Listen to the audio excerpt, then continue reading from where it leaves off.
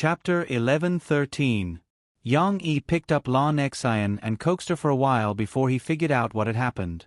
It turned out that when they were sleeping, old Master Mo turned off the lights in the yard. All of a sudden, it seemed that the whole world had become dark and quiet. Lan Xian was not like Shi, who slept peacefully and punctually. She was still squinting and tossing in bed, thinking about what to eat tomorrow. I think there's a monster outside the window. It's very, very dark. Lan Xian pouted and complained. The little girl looked out of the floor-to-ceiling window beside the bed. It was a dark courtyard, and the bushes were hidden in the shadows of the trees. It was as if there was a beast lurking in the dark. Although she couldn't see it, Lan Xian could already imagine the monster's ferocious appearance. "What about Shi? Is she scared too?" Murphy asked with a smile. She and Yang Yi were not very worried. After all, this was just a child's silly imagination. Who had not been afraid of ghosts when they were young? Yeah, Shi is still here. I called her, but she fell asleep and ignored me. Lan Xian also thought of Shi at this moment. She muttered and suddenly realized something and became anxious. "Papa Yang, hurry up and save Shi. She's going to be taken away by the monster." It's okay. Yang Yi didn't know whether to laugh or cry as he comforted Lan Xian and brought her back to the study where the two little girls were sleeping. He pointed outside the window and said with a smile, "There's no demon there. Aren't they all the trees you saw before? They just turned off the lights." She was sleeping soundly on the bed. She did not respond even when the lights were turned on in the room. When Yang Yi came in, he saw the little girl sleeping soundly. She had kicked the small quilt to one side and squeezed it with the quilt Lan Xian had pushed away before coming out. After turning on the light, Lan Xian let out a sigh of relief, but she still muttered with lingering fear, "But I'm scared. Why don't we change rooms tonight?" Yang Yi smiled and said, "Uncle has an empty room next door. When you sleep, you don't have to look at the courtyard. What do you think? What about Shi? We can't leave Shi here." Lan Xian calmed down and was still concerned about her little friend. She said exaggeratedly, "If Shi stays here, she will be taken away by the monsters. Shi is not Tang Sanzang. Why would a monster like her?" Yang Yi smiled. He remembered that when Lan Xian was in kindergarten with Shi, she had heard a lot of stories from Yang Yi's journey to the west. She didn't remember anything except those gods, demons, and monsters. Of course, since he was going to change rooms for Lan Xian in the middle of the night, Yang Yi also wanted to change rooms for Shi. It just so happened that the room next to Yang Yi's was bigger and more comfortable than the study, so there was no need for the two little girls to squeeze on a small bed. When he moved the beds for them, Lan Xian yawned.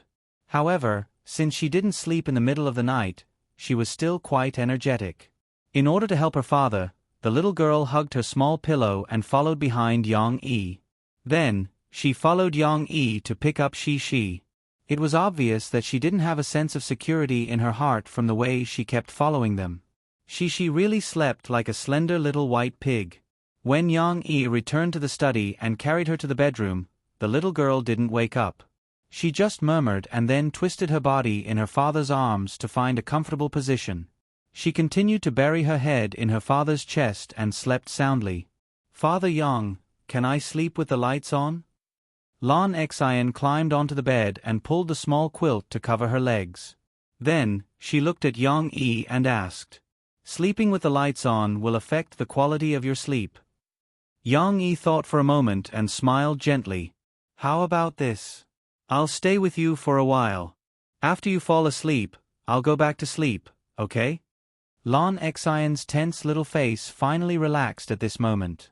She nodded happily. Yes. That night, there were no more twists and turns. Lan Xian was already a little sleepy. Yang Yi watched for a while and finally fell asleep. They slept all the way until dawn.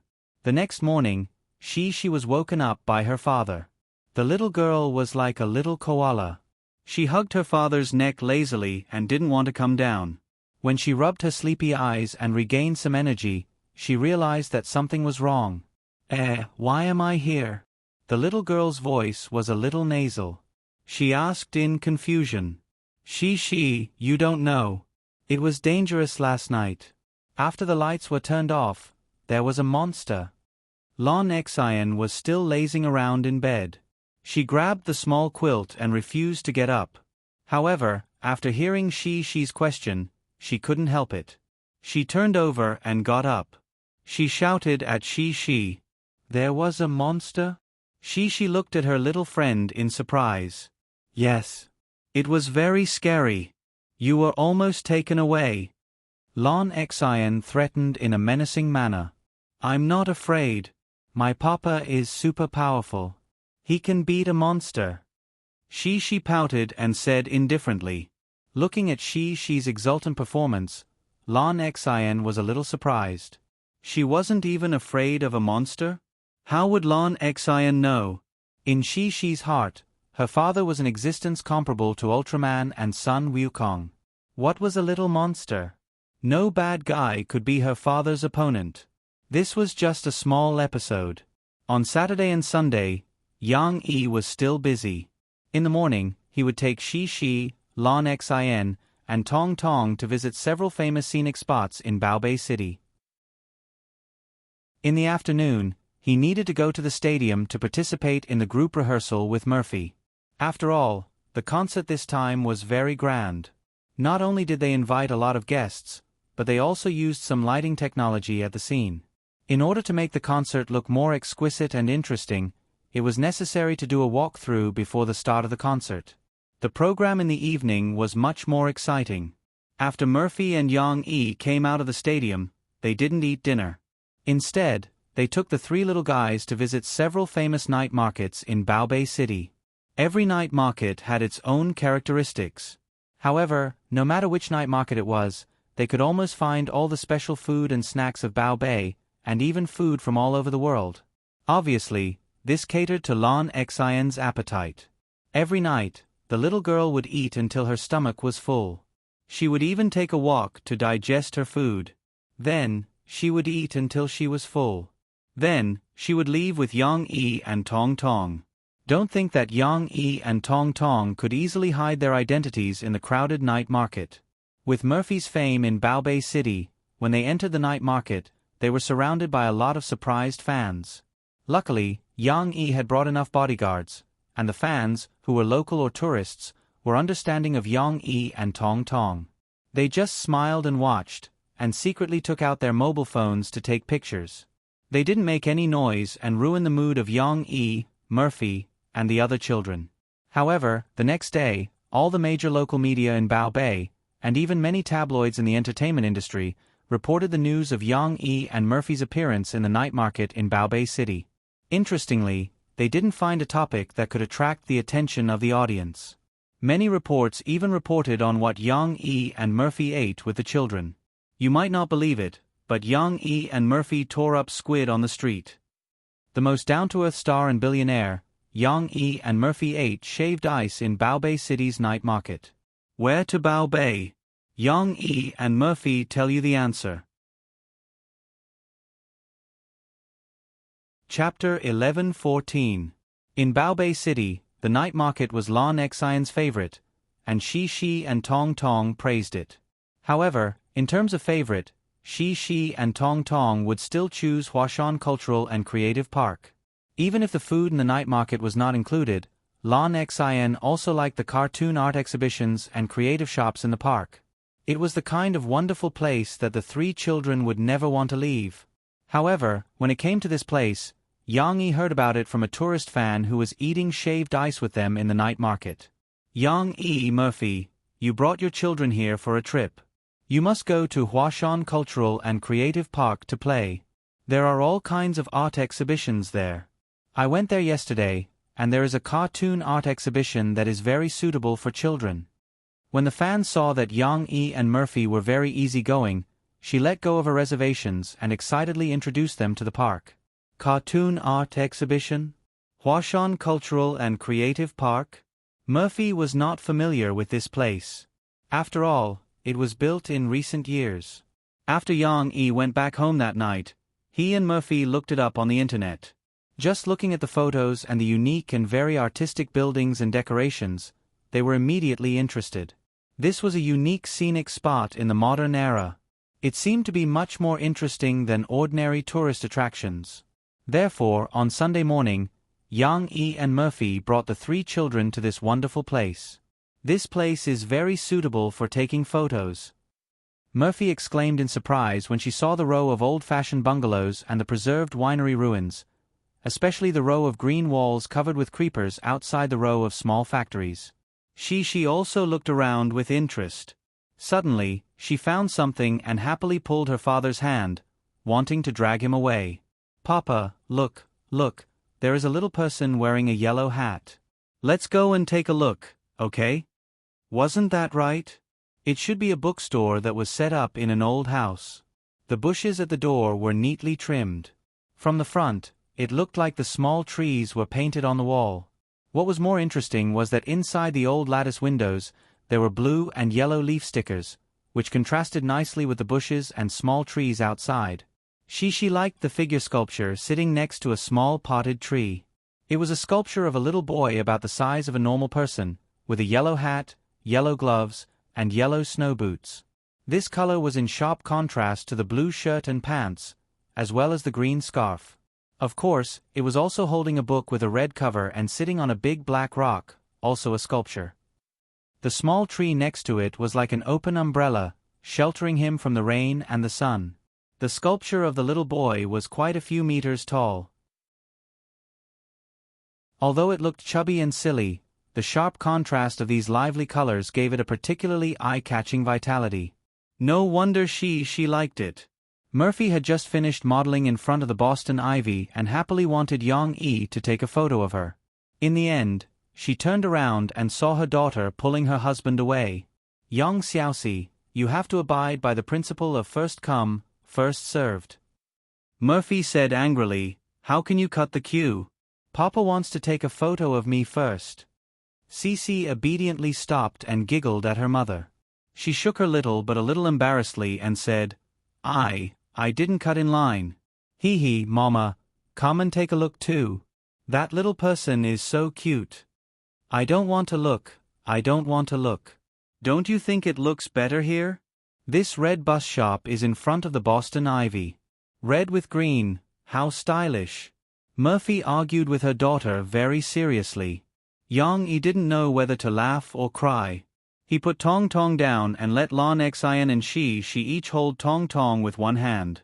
Then, he took out a SLR camera from his backpack and said with a smile, "Okay, don't quarrel, one by one. Everyone has a share." They didn't just take photos here, they also bought a lot of things. For example, in the bookstore behind the little person that she mentioned just now, Yang E bought a few storybooks written by Taiwanese writers for Shi. Then they went to a store that specialized in selling vinyl records that had already retired from the stage of history. Murphy was also attracted by these very artistic shop designs and the beautifully packaged vinyl records. Although they weren't particularly famous international vinyl records, they were just music works by some Taiwanese artists, and there were even many ethnic classical songs. As the store manager said when they were chatting, this store didn't sell high-quality products, but a kind of ancient lifestyle. It sold a special, leisurely lifestyle. Therefore, Yang E and Murphy happily jumped on a few wooden vinyl records and prepared to take them back to Zhongqing to enjoy. Of course, Yang E didn't need to take anything. Today, he went out with a few bodyguards as usual. After buying something, he asked the bodyguards to send it directly to their car. They could take it with them when they went back. Finally, after visiting N creative stores, Yang E and Murphy accidentally came to the art exhibition hall and saw the cartoon art exhibition that they had long forgotten. It was really a cartoon art exhibition. When Yang E and the rest entered, they saw many cartoon figures that they often saw on TV. Whoosh! Chow chow hoo! Cici and Lan Xian were even more excited. The 2 little girls had even forgotten their image as they screamed and yelled excitedly. Tong Tong also recognized these.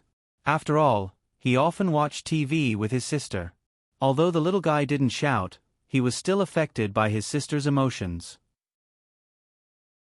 He excitedly clapped his little hands in his father's arms. The exhibition hall here wasn't like some car shows or merchandise exhibitions, where the goods were only displayed for people to observe. The reason why it could win the children's favor was because it had been cleverly designed. For example, the Chow Chow exhibition hall that Shishi mentioned had wooden wall stickers, grass-like carpets, and pillars in the middle that looked like a big tree. There were also lifelike plastic branches and leaves extending from the pillars. These were all highly similar to the scenes in cartoons. It was like an extremely miniaturized version of an amusement park, giving the children a wonderful immersive experience. It was no wonder that Cece and Lon Xian couldn't help but pounce on them when they saw them. They giggled and sat together with the three big dumb bears, and even beckoned little Tao Wu to come over and take photos with them. Not only that, even she was dazzled. Yang Yi had just taken 2 pictures of them when the little girl couldn't hold back anymore. She ran to the wooden toy exhibition area in front of them and hugged a magic rabbit that was completely made of wood. It poked its head out from a gentleman's hat and didn't want to let go. "This one can even play." Lon Xian touched a small wooden Ferris wheel toy, which actually produced a series of beautiful music. She exclaimed in surprise and asked Shi to take a look. "Hey, it's real. It looks like a music box. I also have a music box toy at home." Shi hugged the magic rabbit and went over to take a look. She analyzed it with Lon Xian. Not to mention Shi and Lon Xian, even Murphy was captivated by the beautiful and exquisite wooden dolls and toys. She held Tong Tong in one hand and picked up a wooden deer in the other. She smiled and showed it to Yang Yi. "Look at this, it's so cute." It was as if at this moment, Murphy had also returned to her teenage years. Her little starry eyes were as happy as Shi's. However, there was a problem. There were so many wonderful wooden toys. Were they going to buy them all? Yang Yi felt that he couldn't bring so many, but looking at the little girls, they were unwilling to put down their favorite wooden toys. Chapter 11:15. This is quite suitable for you to play with. Yang Yi and the others had not only seen many wooden dolls in the shape of animals, but also many wooden toys, such as the Ferris wheel wooden music box that Lon Xian and Shi had found earlier, and a small wooden toy that Murphy had found, called the ball-knocking box. Murphy smiled as if she was presenting a treasure. She beckoned Yang Yi over with Tong Tong in her arms. "Look, there are wooden balls of different sizes and colors. The different holes in the box correspond to different wooden balls. You have to put them in the right place before you can knock them in." She even showed Yang Yi how to do it. Murphy picked up a small blue ball, found the right hole on the board, and put it in. The middle of the hole was wrapped in a circle of rubber and had a strong sense of damping. Obviously, it would be difficult to force it in. Murphy's curved eyes had a charming smile. She raised a well-polished small mallet next to her and knocked the blue ball in little by little, as if she was playing whack-a-mole. Plop! The sound of the ball falling into the wooden box was dull but pleasant to the ears. Tong Tong's eyes were wide open. He was stunned by his mother's operation in his father's arms. "Look. It's fun, isn't it?" Murphy proudly gestured with the small mallet in her hand to Yang Yi. Yang Yi just smiled. Tong Tong enthusiastically stretched out his little hand and asked his mother for the small mallet. He grinned happily and said in a childish voice, "Mom, I want to play." At this time, Cece ran over and tugged at her father's clothes excitedly. "Papa, come and take a look." Yang Yi was a little busy, so he had to let Murphy play with Tong Tong while he followed Shi to see her new discovery. The little girl found a cartoon puppet of a big-eared monkey. However, it was different from ordinary puppets. Its style was a bit like Meng Chi-Chi's. It had big ears and claws like a small animal, but its body was upright and anthropomorphic. Moreover, its face was made to look like a child's. It had short eyebrows, big eyes, a small nose, and a cheerful smile. If one only looked at its face, it had a kind of adorable look that made people want to dote on it. Note, based on Big Ears Chabu, from Russia. If you include its big ears, then this big-eared monkey would be even cuter. This was because other than its human-like face, Its brown fur made it look more like a little doll wearing a one-piece nightgown with big ears. The combination of the furry doll and the puppet naturally attracted Cece's attention at once. "Papa, look, isn't it super cute?" She pulled her father over. Her big watery eyes looked at her father with anticipation as she said excitedly and nervously. Yang-yi could of course understand. Although the little girl didn't say it directly, her meaning was, "Papa, such a cute big-eared monkey. Let's bring it home, okay?" Lan Xian helped she hold the magic rabbit she wanted before, but she didn't want to be left out. She giggled and interrupted. She, look, there's more. The big-eared monkey is holding an apple in its hand. I thought it was a real apple just now, and then I took a look at it, only to find that it was also a piece of wood. It really looks like an apple, and it's a super beautiful red apple. He. Really? Wow. She exclaimed. Yang-yi looked at his daughter, and then looked at Murphy, who was trying all kinds of wooden toys suitable for children with tong-tong. He didn't know whether to laugh or cry and said, She, this big-eared monkey is a bit too big. It's not easy to buy it and bring it home. Does that mean we can't buy it? She's cute little face suddenly became tangled.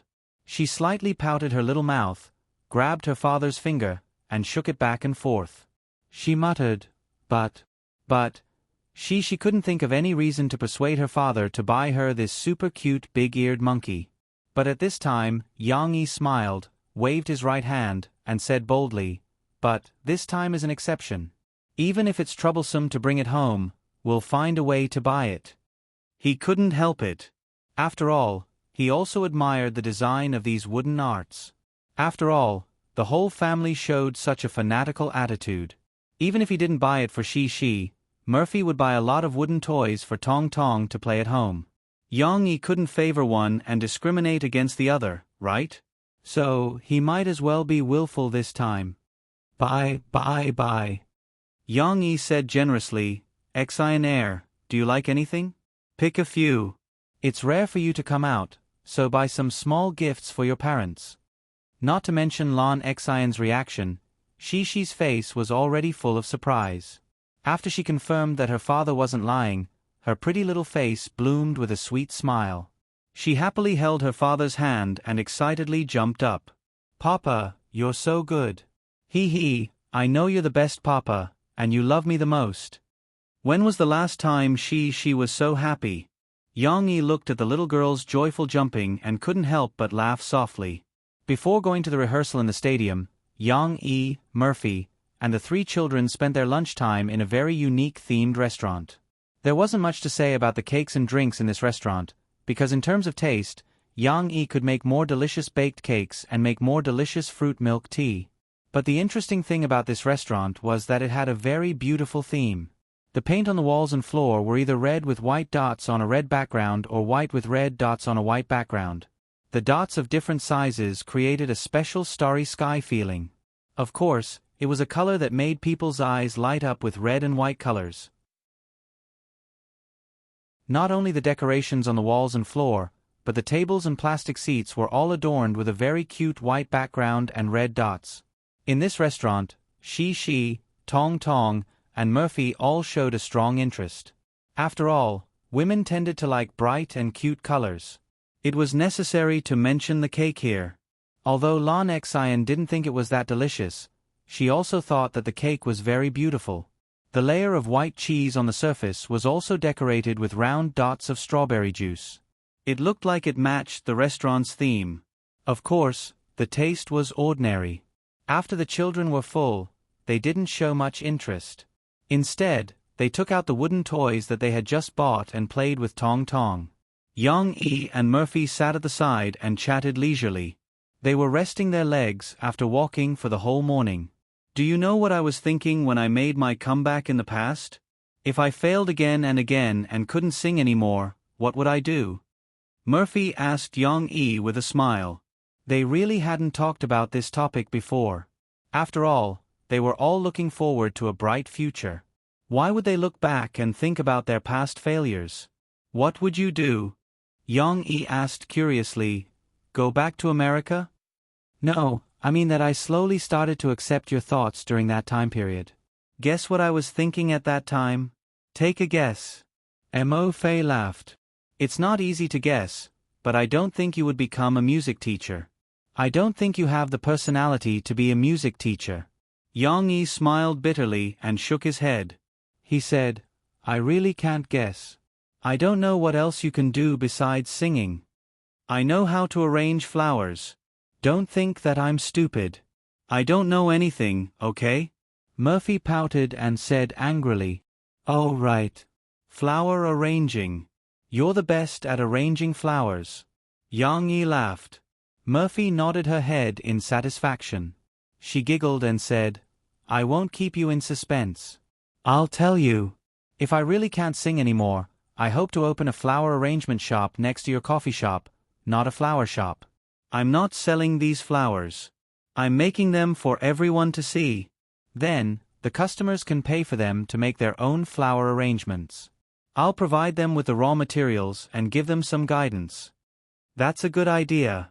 It sounds wonderful. Yang Yi gave Murphy a thumbs up and praised her. Actually, Murphy's idea did not have any business sense at all.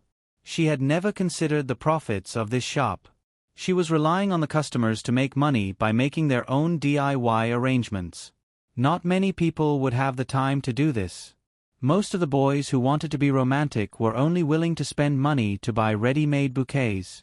Moreover, in the material age, intentions were not worth much. No matter how meticulous the DIY was, it would only be a few lonely flowers. It would not be as effective as a big bouquet of red roses. So, Murphy's idea was not realistic. But what did it matter? Why would Yang Yi need Murphy to make money? If she wanted to open a flower arrangement shop, she just needed to make some artistic flower arrangements for others to see. Yang Yi would also support her unconditionally. After receiving Yang Yi's praise, Murphy pursed her lips.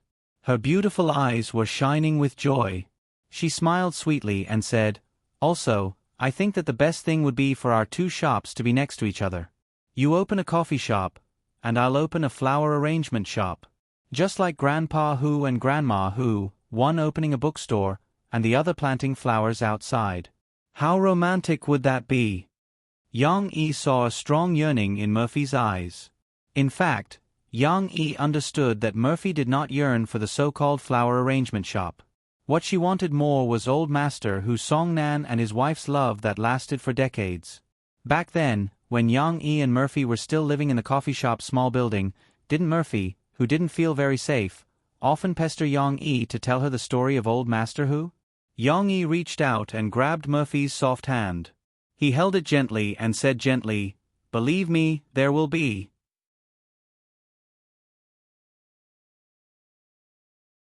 Chapter 11:16. Mommy, come on, don't run. Let me see if you'll look more handsome in a vest or just wear a scarf. On Monday afternoon, at the Mo family's ancestral home, Zhou Mingyu was carrying a small black vest in one hand and a gray and white towel in the other. She was smiling as she followed the energetic Tong Tong. Little Momo had already been dressed up handsomely by his grandmother. He wore a pair of dark blue jeans with wrinkles and a white long-sleeved t-shirt. Moreover, the sleeves were rolled up slightly. Not only did he not look bloated, but he also looked extra energetic. After all, their grandmother, who had a good eye for fashion, had personally dressed them up. If little mommy were to put on a vest, tuck her hair, and put on a pair of sunglasses, she would definitely be a charming little hot pot. Grandma, I'll help you catch little brother. Hee hee. She's cheerful laughter came from the side. Looking towards the source of the sound, a little princess who seemed to have accidentally entered the human world appeared in front of the camera. She had also been dressed up by Grandma. She was wearing a dreamy white lace gauze dress. The main body of the dress was made of many layers of yarn, with flower embroidery and pearl decorations. This wasn't very special since many princess dresses were exquisite and beautiful. The best finishing touch was its long shawl mesh design. The little girl's fair and slender arms were exposed from her shoulders, shrouded in this dreamy and misty mesh. All of a sudden, the style was enhanced by a lot. It was as if a commoner princess had evolved into an exquisite princess of the royal family. Of course, Shi-Shi's slender figure and delicate little face were the real reasons why she looked so fairy-like and elegant in this dress. Which family's little girl could have such fair skin without any makeup? Her lips were red and her teeth were white and cute. Which family's little girl could have such beautiful waist-length hair? It was so dark and shiny, and it was combed straight and smooth. It was like a waterfall on the outside of her white dress. Which family's little girl could have such heaven-defying legs? Wearing a pair of sapphire sandals, her slender legs drew beautiful arcs as she walked, giving off a sense of elegance that didn't seem tacky at all. Of course, when Cece ran, her small figure, which was full of vitality, was in contrast to this small dress that was supposed to be elegant and quiet. But what did that matter? Appearance was justice. She was good-looking. Even when she ran, she didn't look like a crazy girl at all. She was still very charming and adorable. She chased after Tong Tong, but Lan Xian was much more reserved. It was as if the dress that Shi's grandma had carefully chosen for her was a magical seal that sealed her thoughts of playing with Shi. Lan Xian was like a little lady, with her hands crossed, and giggling as she stood by the side. Zhou Mingyu also liked this little girl who liked to eat and had a sweet mouth. Naturally, she wouldn't favor one and discriminate against the other. She would only choose clothes for Shi, or buy Lan Xian the same dress as Shi. Zhou Mingyu still understood that Lan Xian was a little chubby. If she wore the same clothes as Shi, it wouldn't be pretty. Therefore, after careful selection, the old lady finally chose a set of clothes for Lan Xian that didn't appear fat. The top was a black undershirt, and it was paired with a dark red coat. This coat was very particular. After the 3 big buttons were fastened, the sleeves on both sides opened up like a bat's wings. This kind of bat-sleeved shirt looked very unique. Not only was it not ugly, but it gave people a sense of confidence and elegance. The bottom was matched with a pair of black slim-fit trousers and a pair of high-top black woolen boots. In this way, it could completely cover up Lan Xian's chubby figure. Instead, it gave people the illusion that Lan Xian was as thin as a normal girl. Regardless of whether it was an illusion or not, the Lanxin in the mirror suddenly looked like an elegant and fashionable city girl. On top of that, the little girl's face was already rather cute to begin with. This fashionable little girl had a kind of beauty that made one's heart flutter.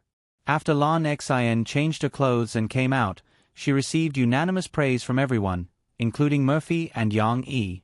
Only then did Lan Xian rejoice in her heart.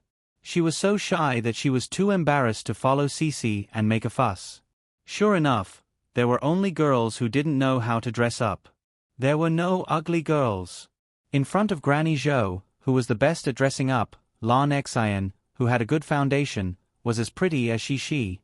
After changing her clothes, Yang Yi led the group and set off. Murphy had already gone to the venue to welcome the other singers and guests, while Yang Yi was slightly slower. They arrived at the venue at almost 4 o'clock. Yang Yi made arrangements for the 3 children and asked Yang Huan and Ding Xiang to help take care of them. He accompanied Mo Henian to welcome some important guests from Taiwan. After all, this was the first time that Mo Fei held a concert in Baodao. Not to mention that Mo Henian, who was a little vain and wanted to return to his hometown in glory, invited Mo Fei's 2 uncles, as well as some of the Mo family's relatives and elders who were still in Baobei City to watch the concert.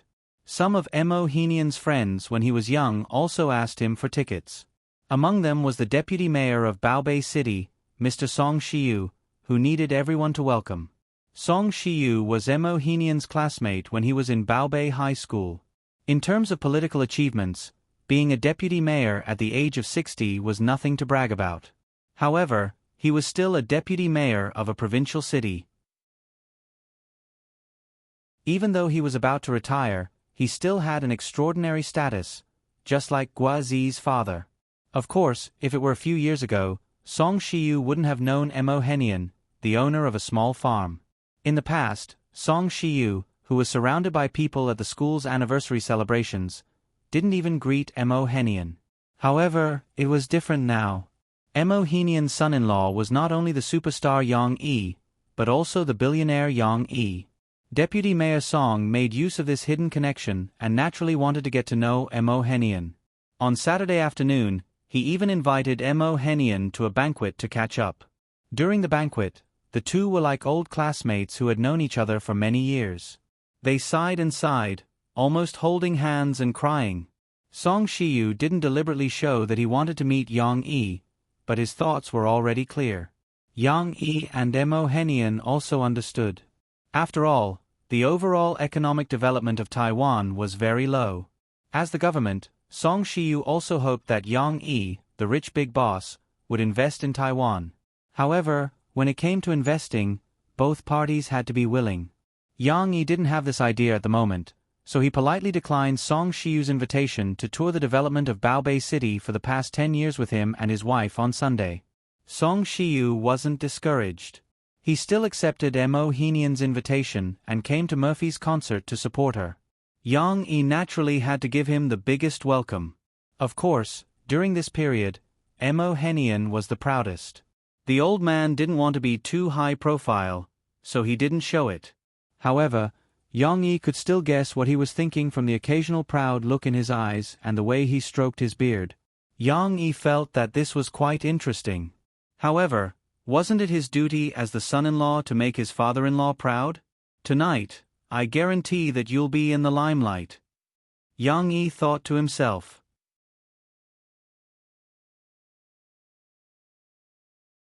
Chapter 11-17. In the evening, Murphy's concert venue was bustling with activity. Although it was still early and there were still people entering the venue, most of the fans had already eaten dinner and couldn't wait to come early. After all, it wasn't easy to get the tickets, so it would be a waste if they didn't come early to join in the fun. Of course, it was still meaningful to come early. Taking advantage of the fact that the sun had not completely set and the beautiful orange sunset in the western sky, they could still take a beautiful selfie with the little surprise that Yang Yi had prepared for them today and then proudly post it on the internet. It turned out that in order to cooperate with Mantis Shrimp Animation Company to promote Frozen, which was about to be released during the summer vacation, Yang Yi had asked the staff to arrange for a mysterious eco-friendly paper bag to be distributed to every audience member who had passed through the ticket inspection. After opening the bag, they were pleasantly surprised to find that in addition to a normal light stick and a plastic palm, there was also a Frozen-themed t-shirt printed with a cartoon of Elsa and Anna standing back to back, as well as the words Frozen's release date. Not only that, after rummaging through the paper bag, they could even see a small Snow Bao doll key ring.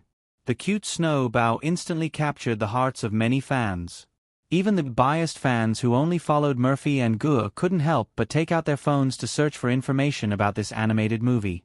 Of course, more fans knew about this story and the news that Frozen was about to be released. They were naturally very surprised to receive such a thoughtful gift and couldn't wait to take pictures and share it. This key ring is not bad, it's quite cute. Take it back. My youngest granddaughter will probably like it very much. No, the older kids will probably like it too. They'll probably fight for it, haha.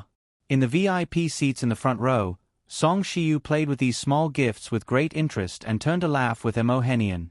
Mo Henian waved his hand casually and said, "There's no need to fight for it. Little Yang's factory made the toys himself.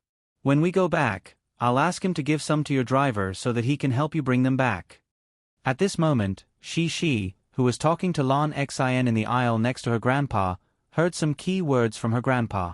She turned around and her gaze fell on the old man's hand. The little girl was anxious. She squeezed in front of her grandfather's knees and stretched out her slender little arms. The gauze that was as light as a cloud of smoke slid down to her shoulders. She pointed at the key ring and said seriously, "No, it's not a button. It's called Snow Bao. Snow Baby." Song Shiyu's expression was on point. He was so surprised that she was very satisfied. "Yeah. It's called Snow Bao. It's Sister Aisha's good friend." She said excitedly. At this moment, Mo Henian interrupted and reminded, Shi, you have to call him Grandpa Song. Grandpa Song is Grandpa's classmate and the deputy mayor of Baobei City. "Haha, you don't have to tell the child this," Song Shiyu said with a smile. Song Shiyu smiled and said, "Old Mo, your granddaughter is really cute. I saw the news and she seems to be a small celebrity, right? Mo Henian's eyes suddenly had a trace of pride, but he waved his hand reservedly. What small celebrity? Her parents are more famous, and she also acted in some movies. It's just a small matter, a small matter. Ha ha ha. Song Shiu raised his head and laughed heartily. He paused and was about to go back to the previous topic. Shishi blinked her beautiful big eyes. She looked at her grandfather and then at Grandpa Song. Finally, when there was a break in their conversation, she grabbed her grandfather's knee and turned her little head to look at Grandpa Song. She said, "Grandpa Song, let me tell you. Snow Bao is actually a snowman. However, many snowmen can't move, but this one can. Also, its nose is made of carrots." In order to introduce Snow Bao to Grandpa Song so that he could go back and tell his granddaughters and grandchildren, the warm-hearted little girl was so excited that no one dared to interrupt her. Fortunately, after a while, Mo Xiaowan, who was carrying Tong Tong, came over. She couldn't handle this little guy anymore. She said helplessly, "Mayor Song, third uncle, I'm sorry. I have to bring Mommy backstage," but she insisted on looking for Sister Fei and brother-in-law. At this time, she couldn't stay still. She didn't have time to finish her story and hurriedly pulled Mo Xiaojuan's pants. She said happily, "I want to go too. I want to look for Daddy and Mom too. It's more interesting to go backstage with Daddy and Mommy. It's not comfortable to watch the concert in front." When Tong Tong heard this, he twisted his head in Mo Xiaojuan's arms and turned his head to look at his sister.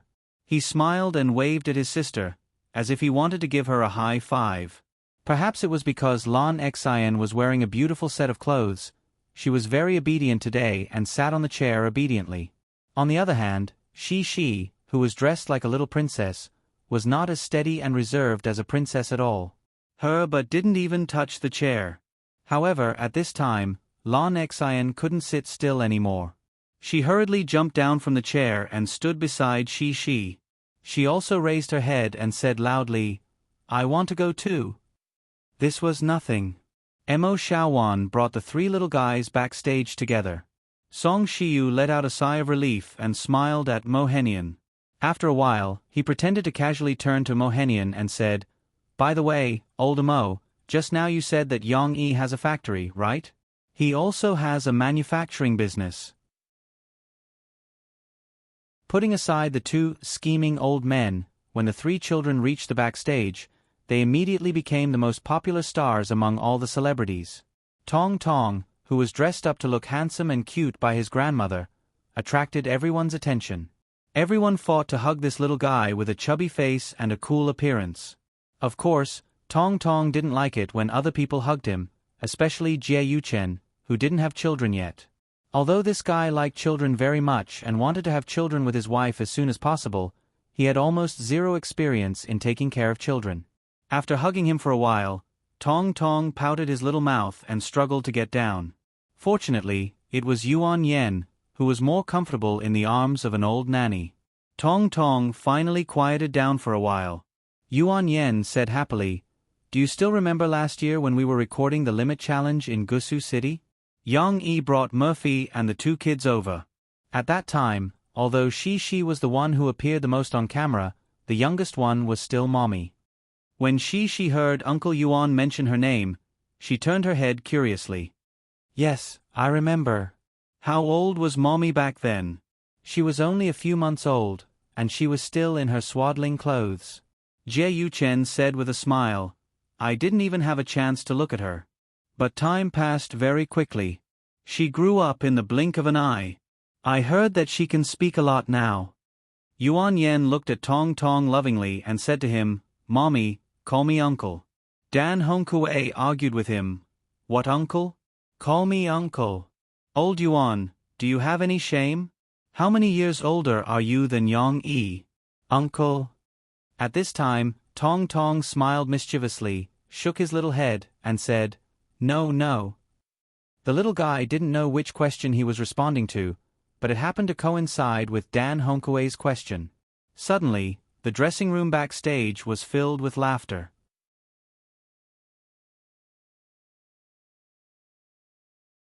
Chapter 11:18. Oh! Without any warning, the lights in the entire concert venue dimmed. Of course, not all of them were extinguished. It was just that the effect of the lights dimmed. There were still faint lights in the audience. However, this sudden change still made the audience cry out in surprise. A considerable portion of the fans reacted and looked at the stage in surprise. Sure enough, the big screens on the stage that were still dark gradually lit up. Gradually, everyone could see the endless sea in the darkness under the faint starlight and moonlight. The faint light reflected by the undulating waves made the darkness so beautiful that it was suffocating. Wow! The fans' praises could be faintly heard from the audience. Just now, they were still wondering why this concert was different from ordinary concerts. The front of the stage in the entire venue was made up of many huge screens that were pieced together to form an arc that faced them. So it turned out that it was to create such a beautiful lighting effect. Moreover, time passed very quickly in the picture. The sky gradually turned white, and the sea seemed to be getting clearer. Obviously, the concert was about to begin. However, the audience had no time to think about it. They happily took out their phones and took pictures of this miracle. After all, none of the concerts that they had seen or understood in the past were willing to spend so much money to create such a big scene. Yang-yi was probably the only one who had so much money and was willing to be so willful for his wife. We've made a fortune. In their hearts, other than being surprised and amazed, the fans could not help but be pleased with themselves. They were afraid that after these photos were released, they would receive the envious and jealous greetings of many friends who did not manage to get the tickets, right? On the stage, the sun in the sky was already moving under the horizon. The bright sea, accompanied by the sound of the waves, also sounded the familiar melody of the fans. Crossing the sea to see you. Someone could not help but shout excitedly. Yes, Murphy returned the favor and gave them a beautiful surprise at the beginning of the concert. For you, I used half a year's savings to cross the sea to see you. For this gathering, I even practiced the breathing when we meet. In the sunlight that jumped out from the screen, Murphy slowly took the elevator and appeared on the stage. The goddess was dressed more casually and elegantly, but in everyone's eyes, she was still as beautiful as a fairy. She walked leisurely with a beautiful voice from the celestial world. Of course, the most wonderful thing was her voice. After all, only her voice could close the distance and let the fans sitting further away feel her charm. In a strange city, in a familiar corner. Murphy's low voice and sigh spread throughout the venue. At this time, the fans who gradually withdrew their gazes from the stunning screen effects were pleasantly surprised to find that the live sound effects were also so wonderful. Sitting so far away, Murphy's voice seemed to be singing softly in their ears. They did not know that Yang-yi was building a small music venue in Zhongqing's Tingshan district to hold a small fan meeting for Murphy. Not to mention the venue, the equipment inside was customized according to the standards of the live sound equipment of I Am a Singer. For this concert, Yang-yi asked people to bring the equipment to the venue in Bao Bay to try it out first. Of course, part of the sound equipment was rented from the manufacturer. But in any case, the audience who were lucky enough to get tickets for this concert did indeed enjoy the live sound effects of I Am a Singer. Murphy opened the concert and sang 3 of her classic songs in a row. Then, she paused for a while, raised the microphone, and said softly to the audience, "Everyone should have heard that my mother used to be a singer. I also fell in love with music under her influence, fell in love with singing, and embarked on this road accompanied by music." Before she finished speaking, the fans below the stage cheered excitedly. As early as a week ago, there had been a report from the powerful media that Murphy's mother was likely to appear at Murphy's concert. After that, there were more and more revelations, but those were not important. Now that they heard Murphy say this, the fans below the stage knew that the news was true. Murphy's mother was going to go on stage. Regardless of whether Murphy's mother sang well or not, she was Murphy's mother. Of course, she had to support her. Murphy waited for the cheers to stop before she continued. "Actually, I know that my mother has always had a dream that all singers have, which is to hold her own concert. Although the conditions are limited, and my mother is old, and singing a song is more difficult, I still hope to help her realize her dream. So, for the next song, everyone will treat it as my mother's concert. Then, I will be the guest and accompany my mother to finish singing this song, okay? Murphy was not good with words, so she stuttered a lot when she said this, but the fans did not care. They were touched and shouted desperately, "Okay. Thank you. Now, I'll have to trouble everyone to use the warmest applause to welcome the best singer in my heart, Ms. Zhou Mingyu, to come on stage." Murphy was touched and bowed. Then she said loudly. What came into view was Zhou Mingyu, who was wearing a cheongsam and didn't seem to have aged, gracefully walking out from the backstage. As the audience watched, they suddenly realized that the scene on the screen had quietly changed. It had changed from a beautiful natural scene to a home background with a historical charm. On the screen, there was a wall with old movie posters, an antique cabinet, a coffee table, a Western-style sofa, and a phonograph with a loudspeaker that was slowly turning. It was like a scene from the last century, and the whole background was yellowish, which matched the historical feeling that the background wanted to express. Zhou Mingyu, who was wearing a cheongsam, was more like a woman who walked out from a historical painting.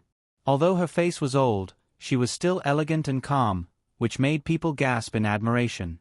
Murphy gently held her mother's hand and walked her to the front of the stage. Without too many words, the live music started. It was a melodious violin prelude, just like Liang Zhu's violin music. It made people feel sad and lonely, but it was not that sad. It just made people feel the flow of time, and there was a touch of sadness. It fit perfectly with the background of the big screen. Under Mo Fei's smiling gaze, Zhou Mingyu smiled gently. She raised the microphone, suppressed the rhythm, and sang softly, "I have a flower, planted in my heart, waiting to bloom."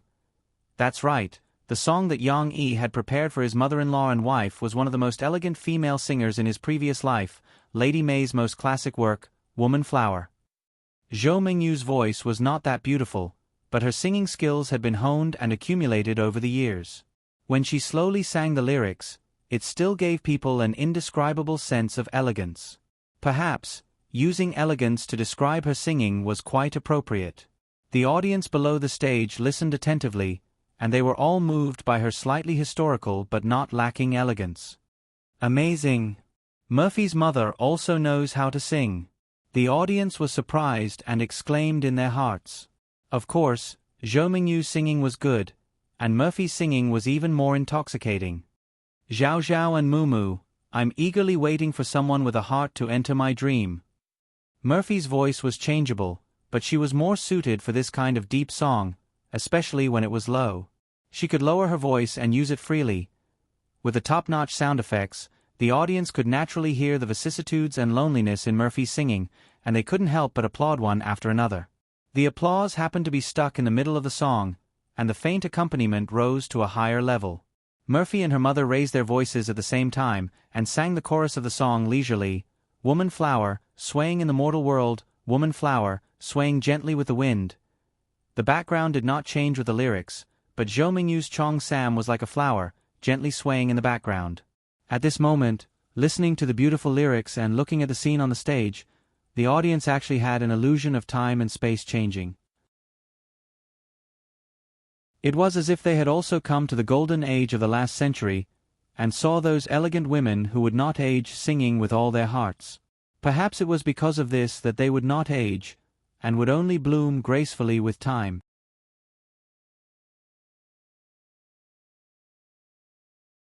Chapter 11:19.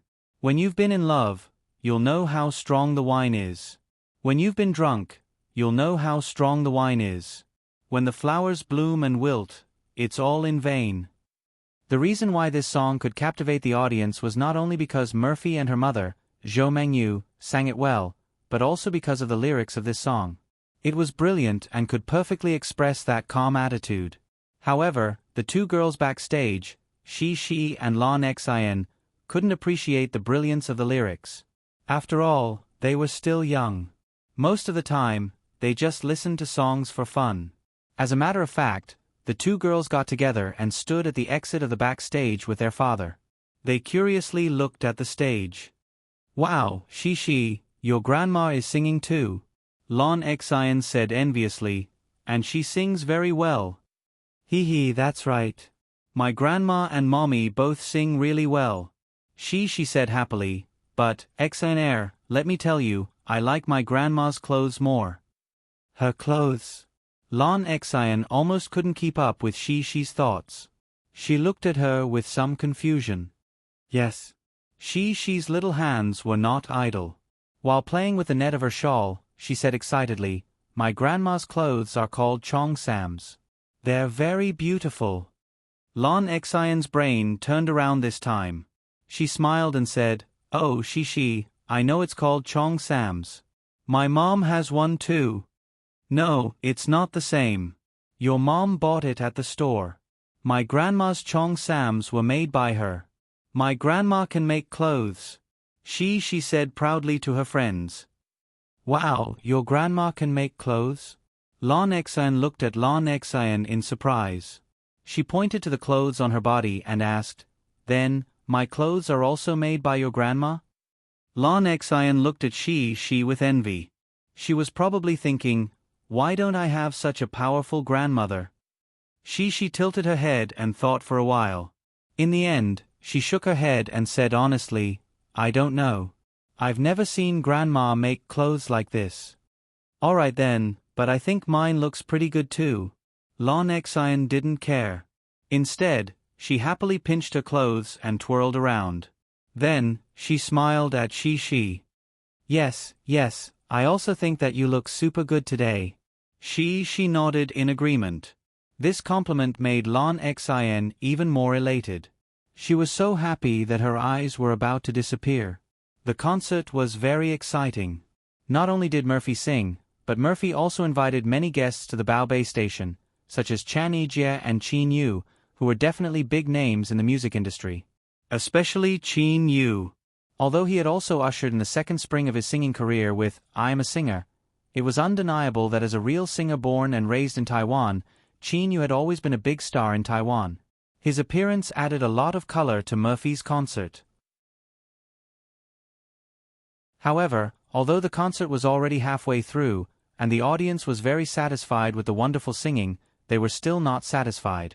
They were still looking forward to the performance, unable to take their eyes off the stage. Because, until now, the man that everyone was looking forward to the most had yet to appear. However, this man still seemed to be as mysterious as ever. Even in the second half of the concert, when Mo Fei invited the warm-up guests for the last time, which was the 6 people who had challenged the limit, she sang the Hokkien song Love to strive to win with these 6 people, who did not sing well, but Yang Yi still did not appear on the stage. Shouldn't this song be sung by Yang Eli and the extremely picky 6? The audience was confused by what they saw. What was going on? Could it be that after his mother-in-law appeared on the stage tonight, Yang Yi wouldn't come on stage? Just when everyone was getting impatient, a shocking scene appeared on the stage. After Murphy and the Extreme Challenge 6 finished singing Strive Hard to Win, they directly got off the stage. Wait, what about the stage? Just when everyone was dumbfounded, more than half of the lights on the stage suddenly went off. The remaining lights were like spotlights, shining on the other exit backstage. Under the guidance of the bright spots of light, everyone saw a tall man, holding a guitar, walking onto the stage. Oh! The audience below the stage applauded excitedly. It's really him. He's really too bad. Just when he was getting impatient from waiting, this guy suddenly popped up. He brought everyone a surprise, and they couldn't help themselves. That's right, it's Yang Yi. Yang Yi carried the guitar and walked to the front of the stage. At this time, the lights on the stage lit up. The audience then realized that there was an additional band behind the stage. There were drums, a few musicians carrying basses and guitars, and there was also a harmonica on the stage.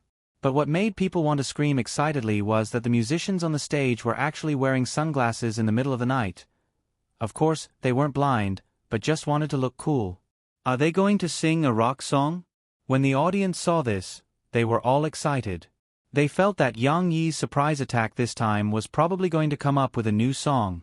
The Hokkien song just now, Strive Hard to Win, is everyone used to it? Yang Yi laughed. Below the stage, the audience couldn't help but cheer. There were also some people responding, but it was hard to hear what they were saying. Of course, their joy could still be seen. "Let's sing another song, okay?" Yang Yi continued. This time, the response was much more orderly. The audience shouted enthusiastically, "Okay." "Okay, then the next song, the world's number one, is dedicated to everyone here, and also to our friends from Taiwan.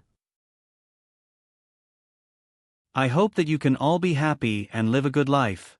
After Yang Yi finished his inexplicable speech, he didn't give the audience much time to think. Behind him, the coquettish harmonica music started playing.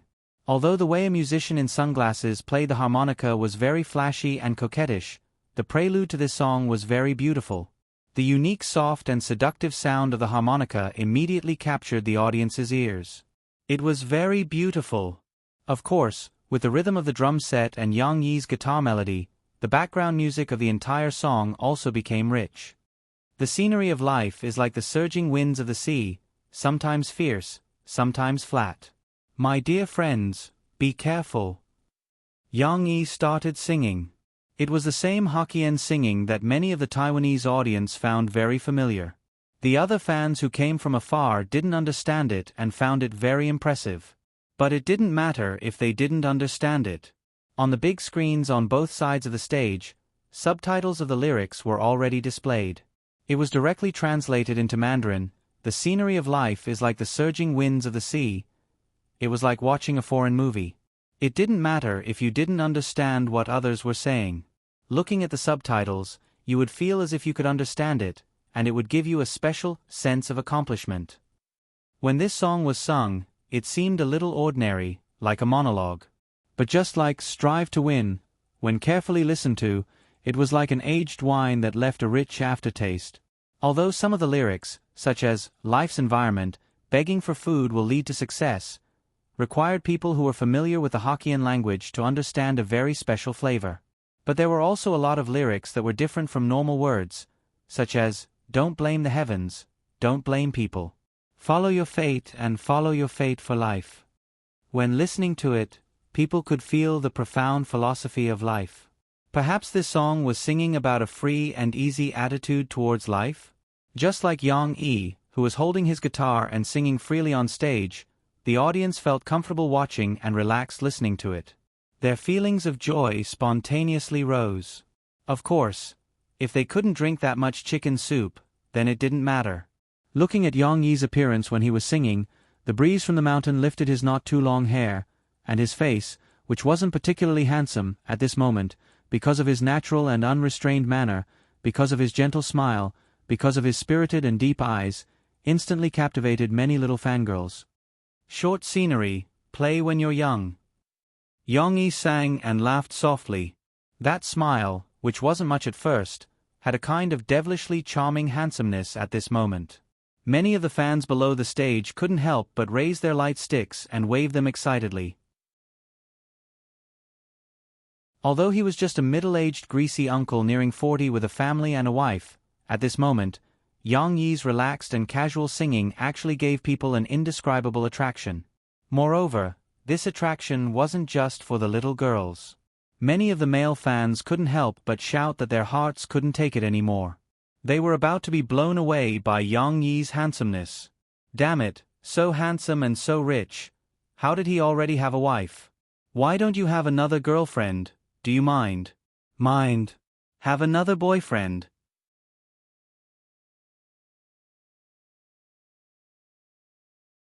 Chapter 11:20. Murphy's concert lasted until 11 p.m., but the fans were still very enthusiastic.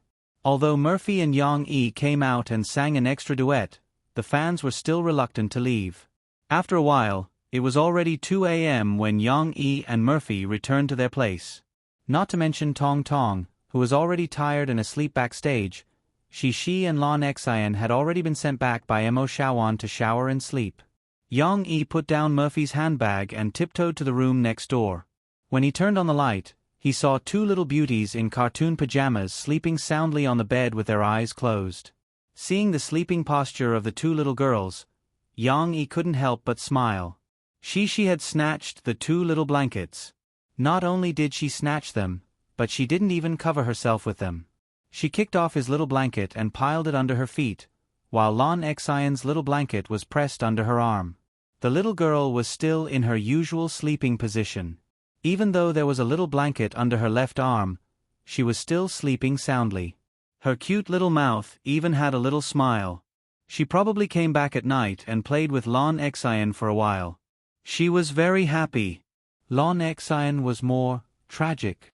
After her little blanket was snatched, she probably felt a little cold and curled up on her side, looking pitiful.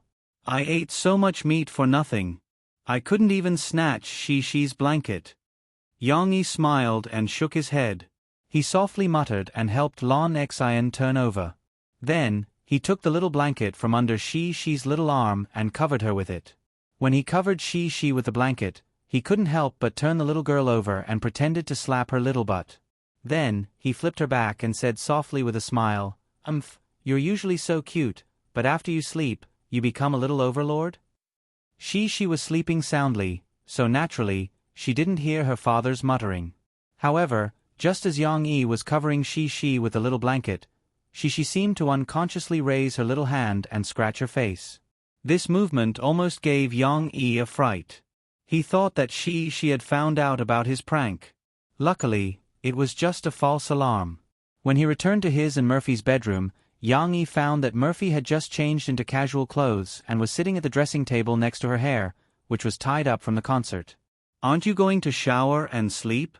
It's already so late. Yang-yi sat on the bed next to her and asked with concern. In fact, Yang-yi didn't need to spend much effort to arrange the concert, because most of the work was handed over to the professionals. As for the communication and other arrangements, Mo Xiaowan and the other people in the company took care of most of the work. This was also why Yang-yi had the time to take the children around these few days, including this morning. Of course, Murphy still had a hard time. After all, this was her concert. She had to sing a lot of songs and memorize many steps and processes. Whether it was the preparation for the concert or today's performance, she had consumed a lot of energy. In contrast, the burden on Yang-yi's shoulders was much lighter. Even during the concert, he was still playing with the two little girls backstage, unlike Mo Fei, who came back in a hurry to change clothes and drink water while standing. Therefore, Yang-yi, who loved his wife, said softly, "Rest well tonight. Tomorrow morning, I'll take Shi and the others out to play. Sleep a little more and I'll come back to pick you up for lunch in the afternoon."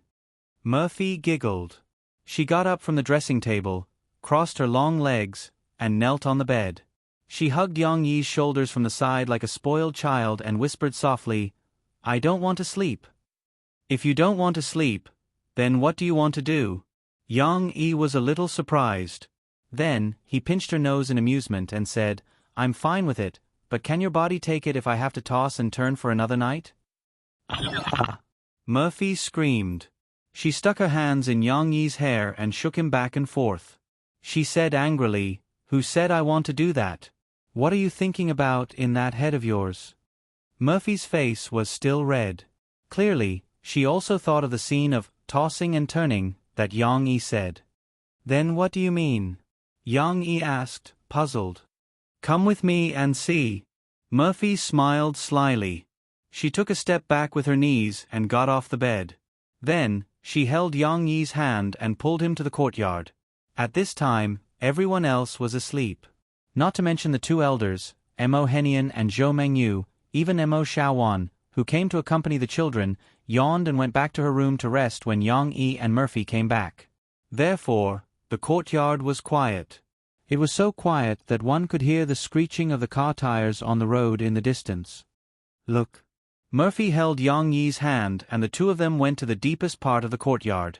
Actually, before Murphy reached out her hand, Yang-yi saw a medium-sized female motorcycle. Although this motorcycle looked clean as if someone had taken care of it, Yang-yi could still see that the paint had faded a lot. It seemed to have gone through the baptism of time. Seeing this motorcycle, Yang-yi already understood what Murphy wanted to do. He smiled and turned back to look at Murphy. He said, "What you mean is that we won't sleep tonight and will drive this motorcycle for a ride?" "Yes, but not for a ride. We're going to Keelung to watch the sunrise tonight. Murphy gracefully twirled in front of Yang-yi as if she was dancing ballet. She skipped around to the front of the motorcycle and touched the front of the motorcycle while mischievously winking at Yang-yi. I called my cousin to borrow this motorcycle. I didn't expect that although he doesn't work in Baobei City, he could still help me get a motorcycle in Baobei City. At this moment, Yang-yi felt as if he had traveled through time and space and saw a mischievous little girl Murphy.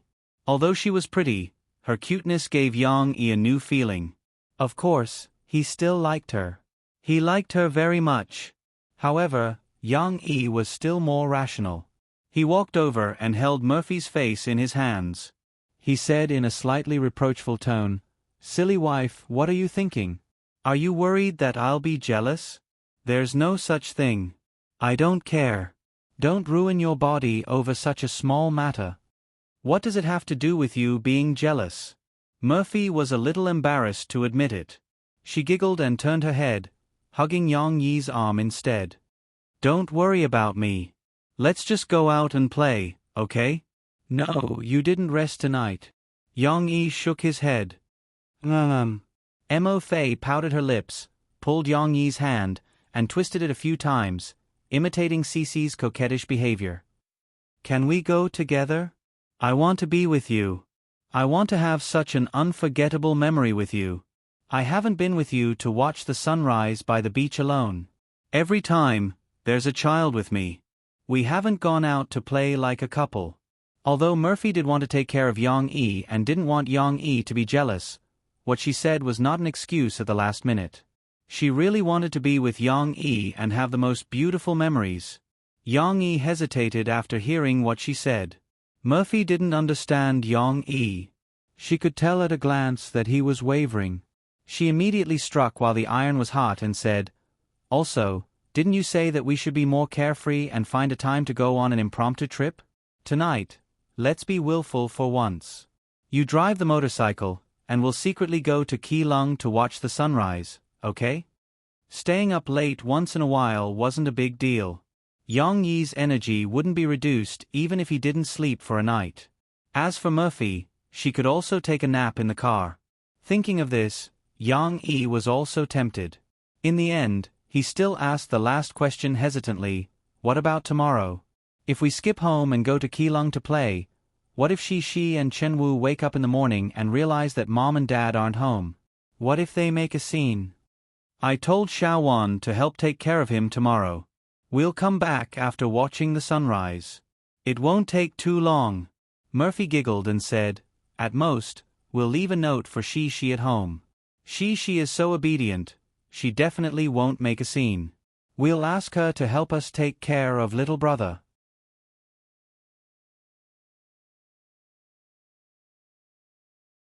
Chapter 11:21.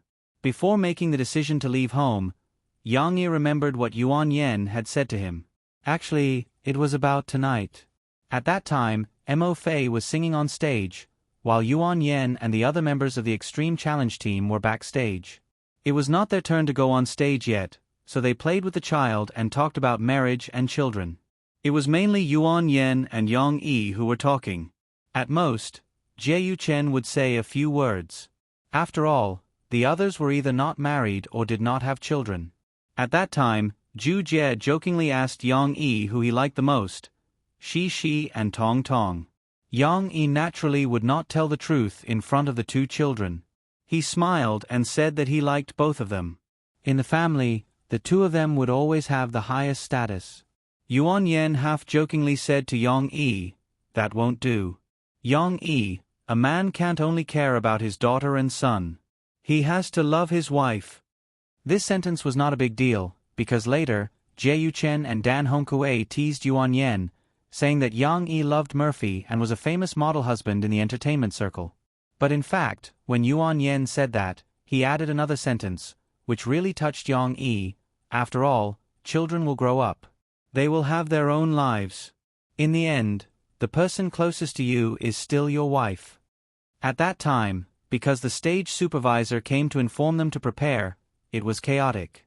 Yang-yi did not have time to think carefully about this sentence.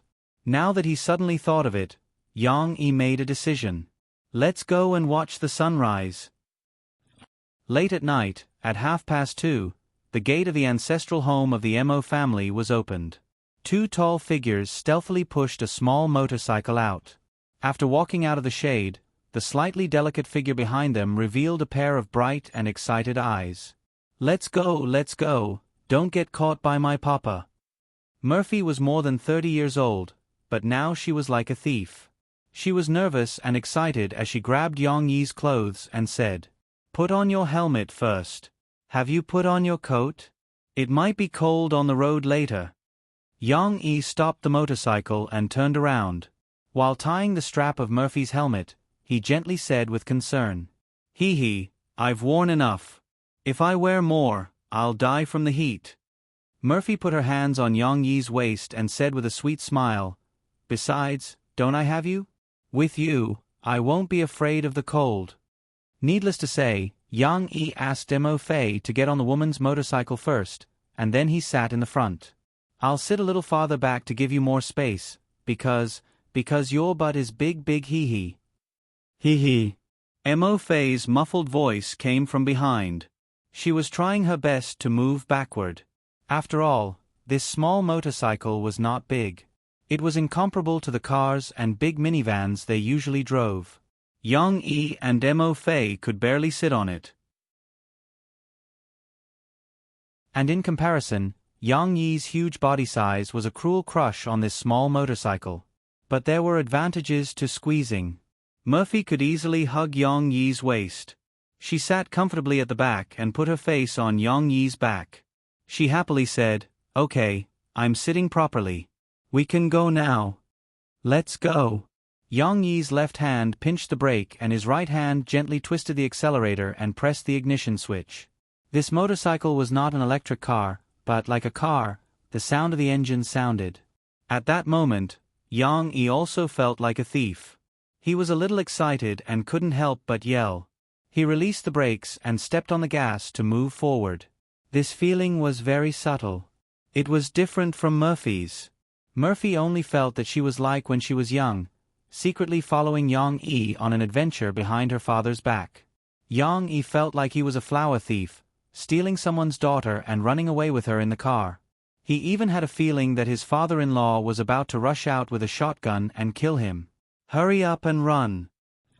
On the brightly lit road of Baobei City, a small motorcycle was driving steadily. The neon lights of the city flowed on its body, as if it was shuttling back and forth in the river of time. Who would have thought that in the middle of the night traffic, this small motorcycle was carrying the two big stars who had received the cheers and applause of tens of thousands of people at the concert that night? Since there wasn't, then all the titles, honor, status, and light would be thrown away. Now, it was just an ordinary couple going to the beach to watch the sunrise. "I'm so happy." Murphy did not seem to feel tired at all. Behind the motorcycle, she was sandwiched between Yang Yi and the trunk. She felt very safe. She even waved one of her arms excitedly and shouted towards the sky. Although Murphy's voice sounded a little muffled through the helmet, the happiness in his voice could not be concealed. "Sit tight, hold me." Yang Yi was worried that Murphy would fall. He was a daring man, so he continued to drive with his right hand, while his left hand reached behind him to catch Murphy's hand. Yang Yi asked Murphy to put both of her hands in the pockets of his jacket, so that she could block some of the wind. Although it was summer, it was late at night, and the temperature was much lower.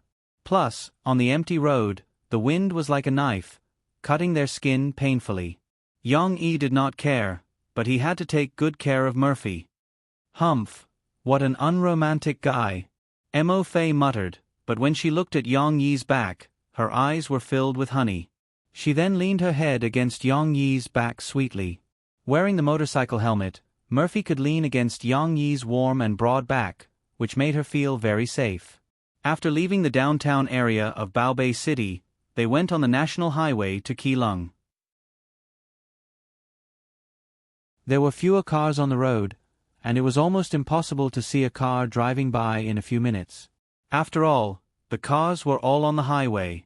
Although the street lights on the national highway could still illuminate sections of the road at intervals, they were like lonely knights traveling in the endless darkness of the wilderness. There was no one else to go with them, only themselves. Ha!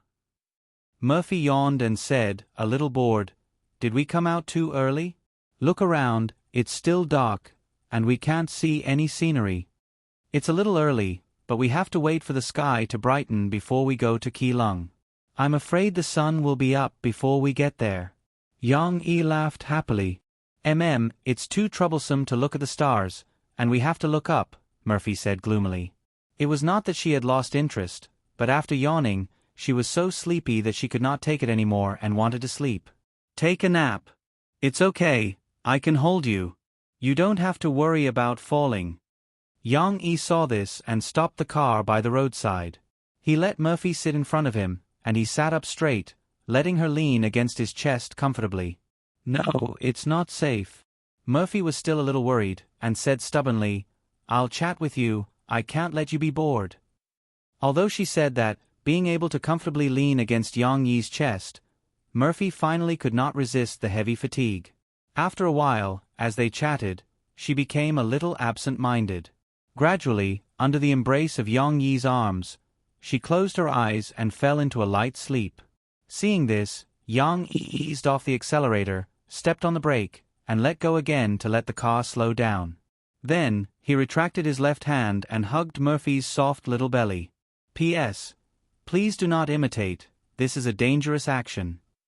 Although it was just a light hug, and he was prepared to raise his left hand to grab the motorcycle handle at any time, this hug gave Murphy a strong sense of security. She gently twisted and fell asleep comfortably. When it came to driving, Yang Yi had been able to play with motorcycles in his previous life. He had even ridden a mountain bike, leaping and weaving through the jungles of Southeast Asia. With his superb driving skills, Yang Yi could naturally protect Murphy's safety. At this time, Shi, who was still sleeping at home, seemed to have had a nightmare. She fell asleep on her side, her little feet kicking in the air.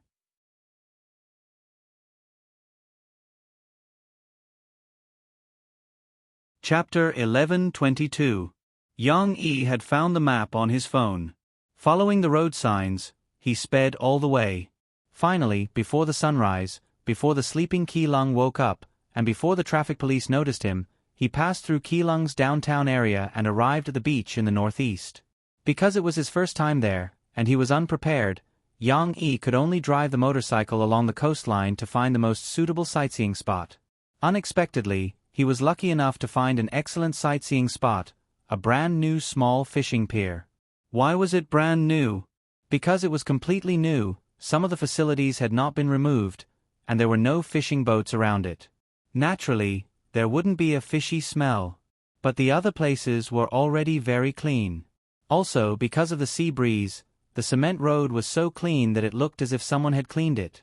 Strangely, perhaps because it was the Dragon Boat Festival holiday, or because the workers didn't live in such a desolate place, the small pier was empty.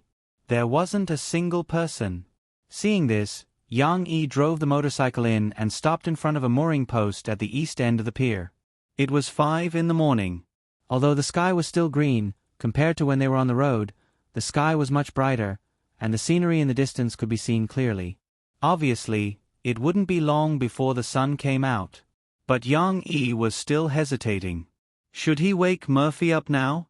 Or should he let Murphy sleep for a while?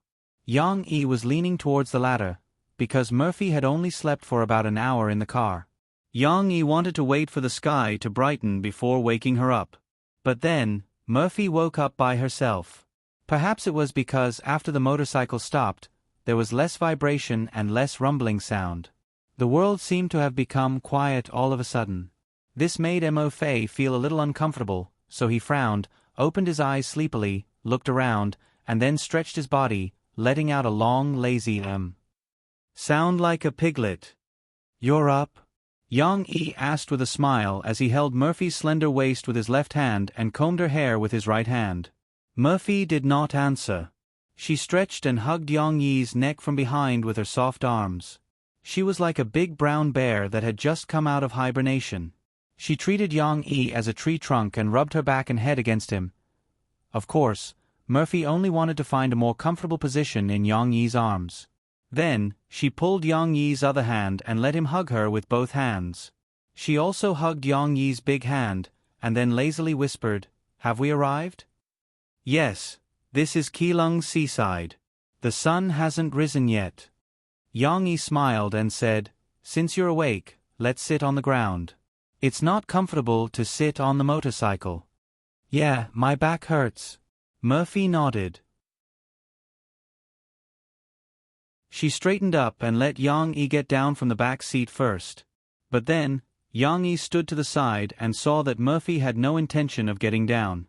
She only yawned and blinked her beautiful eyes at him. Yang Yi understood Murphy's meaning. He was happy and reached out his two hands with a smile and asked, "Do you want a hug?" "Yes." Murphy suddenly beamed with joy. She reached out her two arms and hugged Yang Yi's neck. Then, Yang Yi held her butt and carried her down from the motorcycle. Fortunately, Yang Yi was trained and had great strength. Otherwise, Murphy, who was 1.7 meters tall and looked thin, but actually weighed more than 50 kilograms, would have been enough to make Yang Yi suffer. But after all, he was trained. Yang Yi easily carried Murphy down from the motorcycle. But there was a small accident at the end. Murphy's long legs were an obstacle.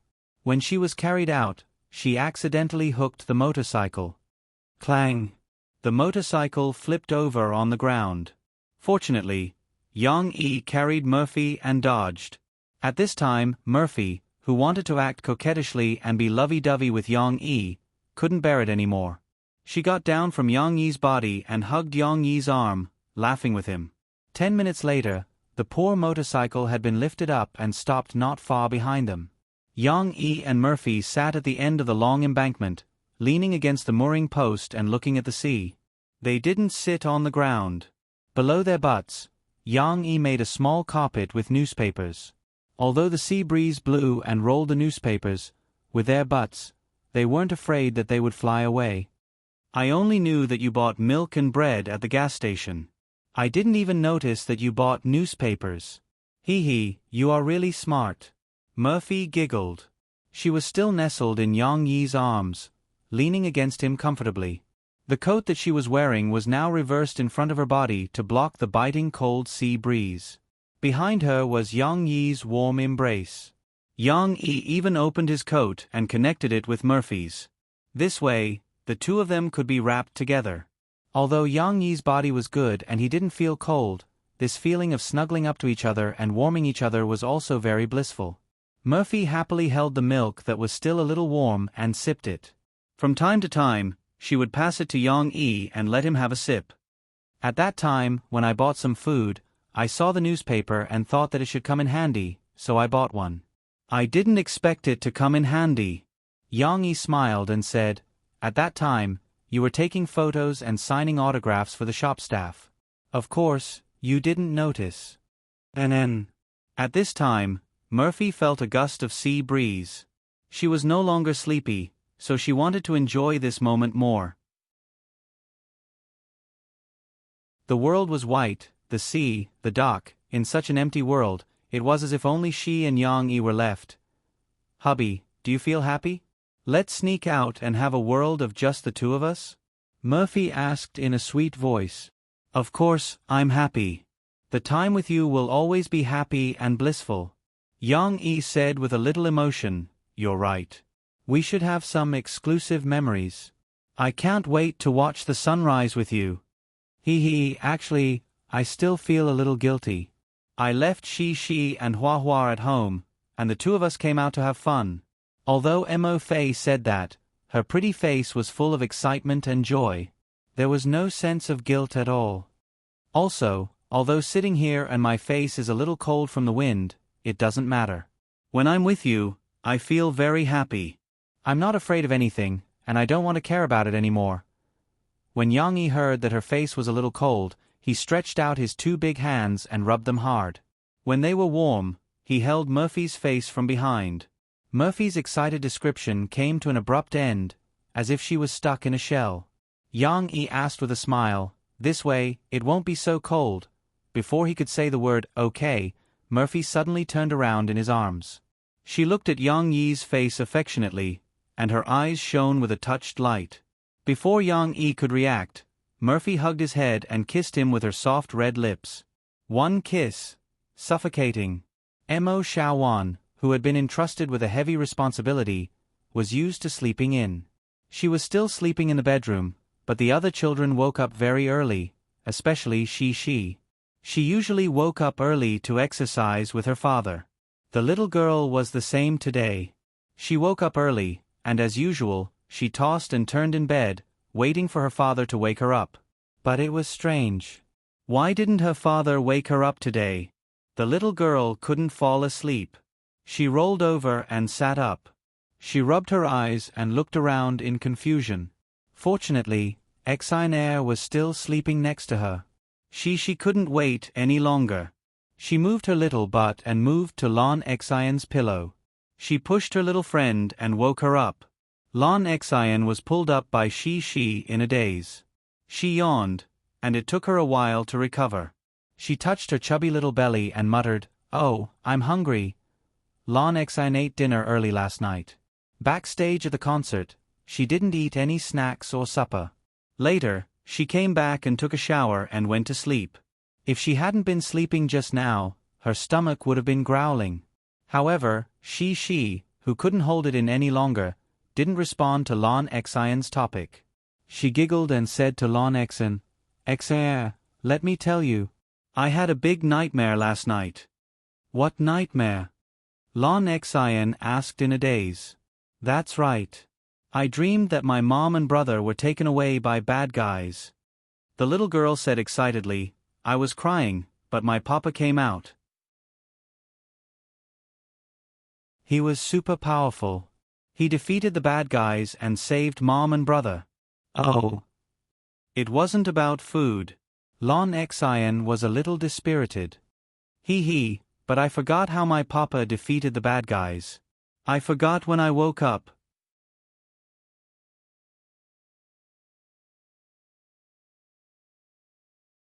Chapter 11:23.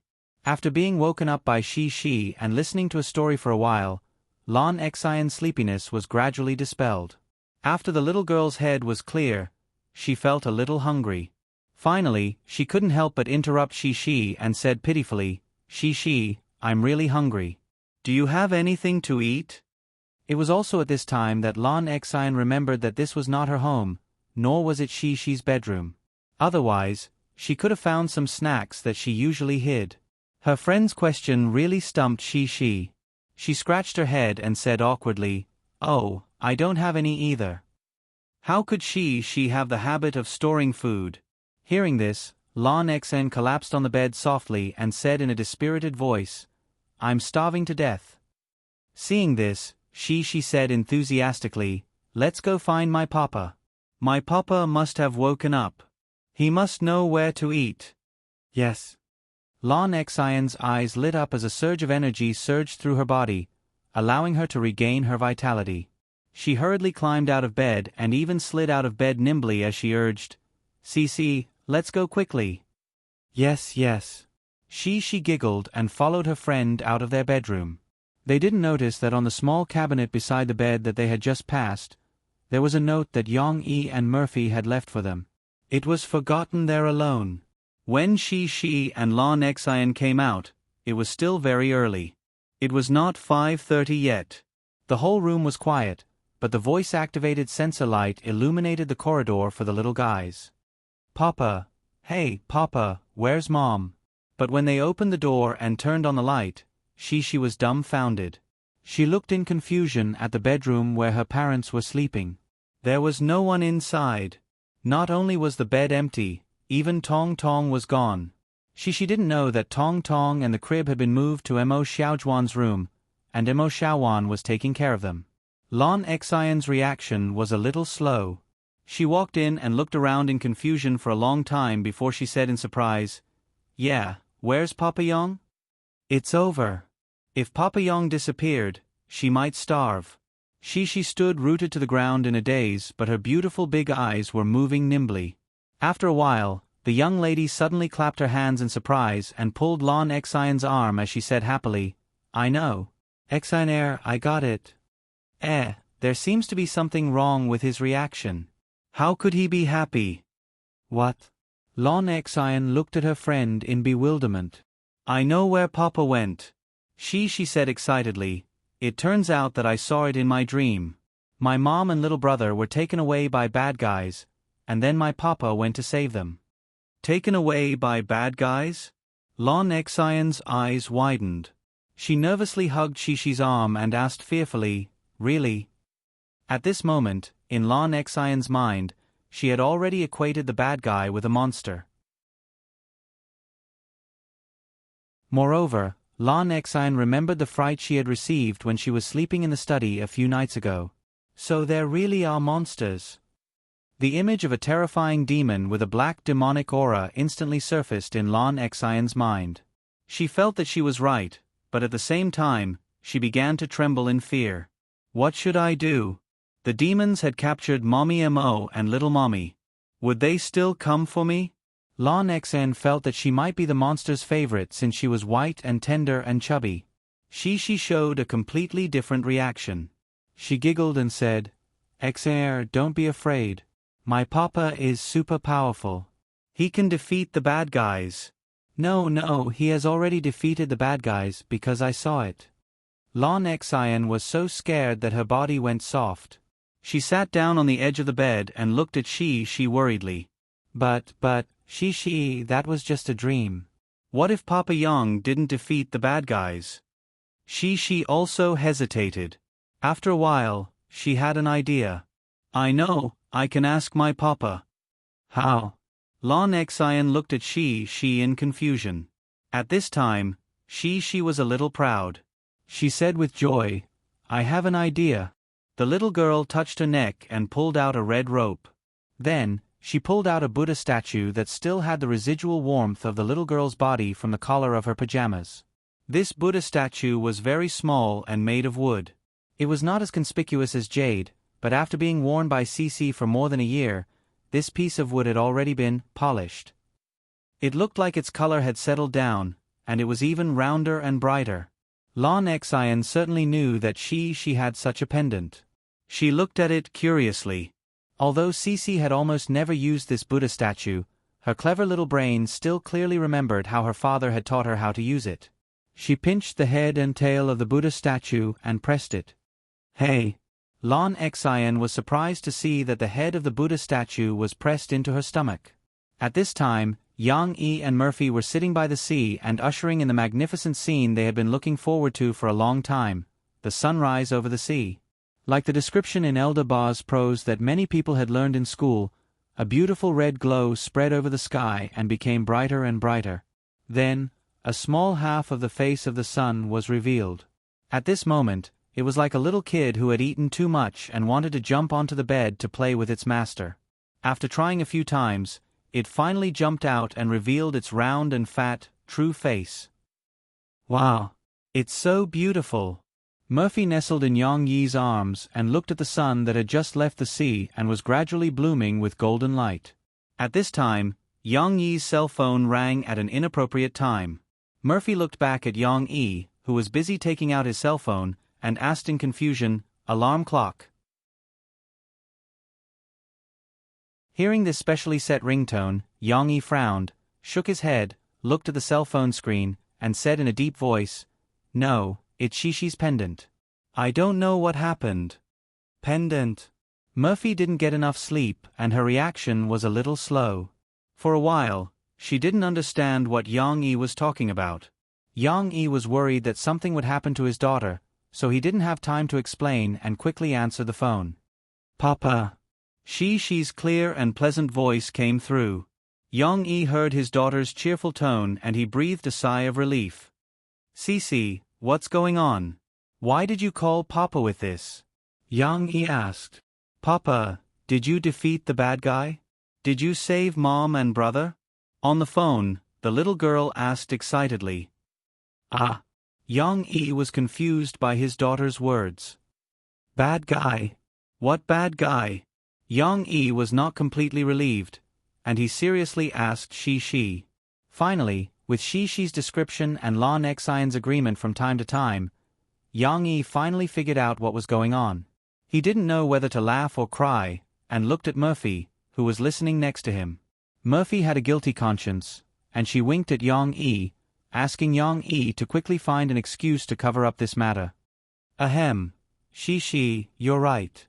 Daddy did defeat the bad guy and saved Mommy. Yang-yi coughed dryly and went with the flow as he spoke. Yeah. She's excited cheers came from her side, and the little girl seemed to be happily showing off to Lon Xin. Xin, see, I'm right. What about Momo? Did you save Momo? Lon Xin asked. Momo was not taken by the bad guy. Bad guys don't catch children. When I went to save Mom, I left Momo with Auntie Shaowan and asked her to help take care of her. Yang-yi explained. Yang-yi said this to cover up his lie, and on the other hand, he didn't want this matter to scare Lon Xin. Lon Xin seemed to be very scared just now. Murphy, who was next to him, covered her mouth and laughed. She also pushed Yang-yi's arm with her palm and said with a reproachful look, "You're really good at making up stories." Sure enough, after hearing Yang-yi's words, Lon Xin breathed a sigh of relief. Oh, that's great. I was wondering why she and I were not taken away by the bad guy. He, it turns out that bad guys don't catch children. At this time, she was happy, and she came over and asked sweetly, Papa, then when will you come back? I miss you so much. How long has it been? Murphy couldn't help but say, she, why don't you ask Mom when she will come back? Don't you miss Mom? Mom was taken away by the bad guy. It's so dangerous. No, I miss Mama too. Cece giggled. But Mama is with Papa.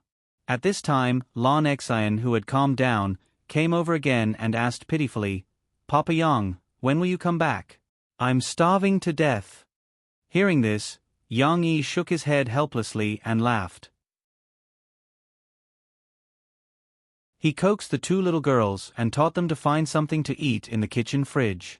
Then, he hung up the phone. Phew, it's finally over. Yang-yi looked at Murphy and smiled helplessly. Mo-fei sat there, giggling. Her beautiful eyes reflected the bright sunshine, so beautiful that people couldn't take their eyes off her. The sun is over. What should we do next? Yang-yi asked softly. In fact, they could find the answer from each other's eyes without Murphy's answer. They had enough fun and began to miss their children. It was time to go back.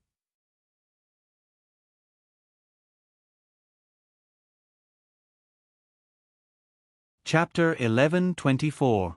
Hey, she, why are you and Xin standing here? Back at the Mo family's ancestral home in Baobei City, Murphy opened the big iron gate and was surprised to see she and Lon Xin standing behind the gate sneakily.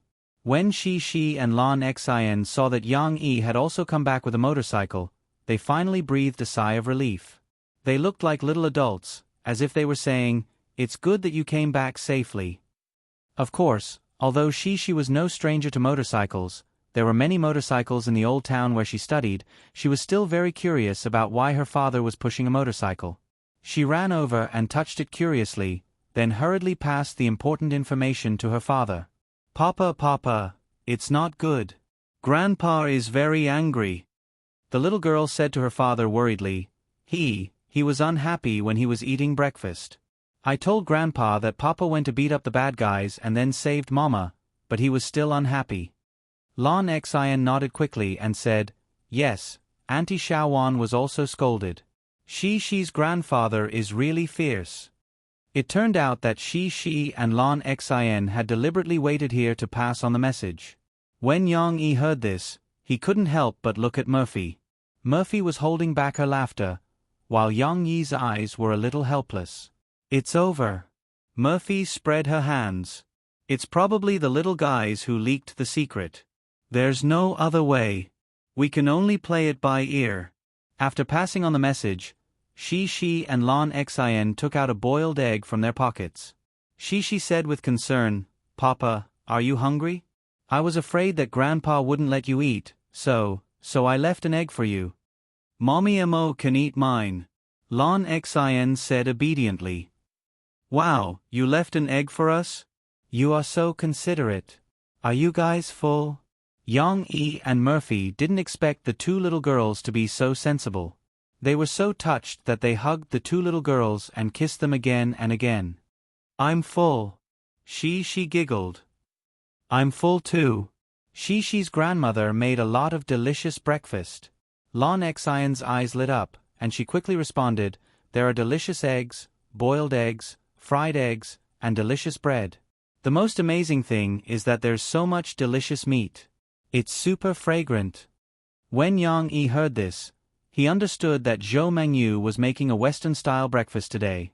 To be exact, it was a Hong Kong-style breakfast. They had tasted it at home before.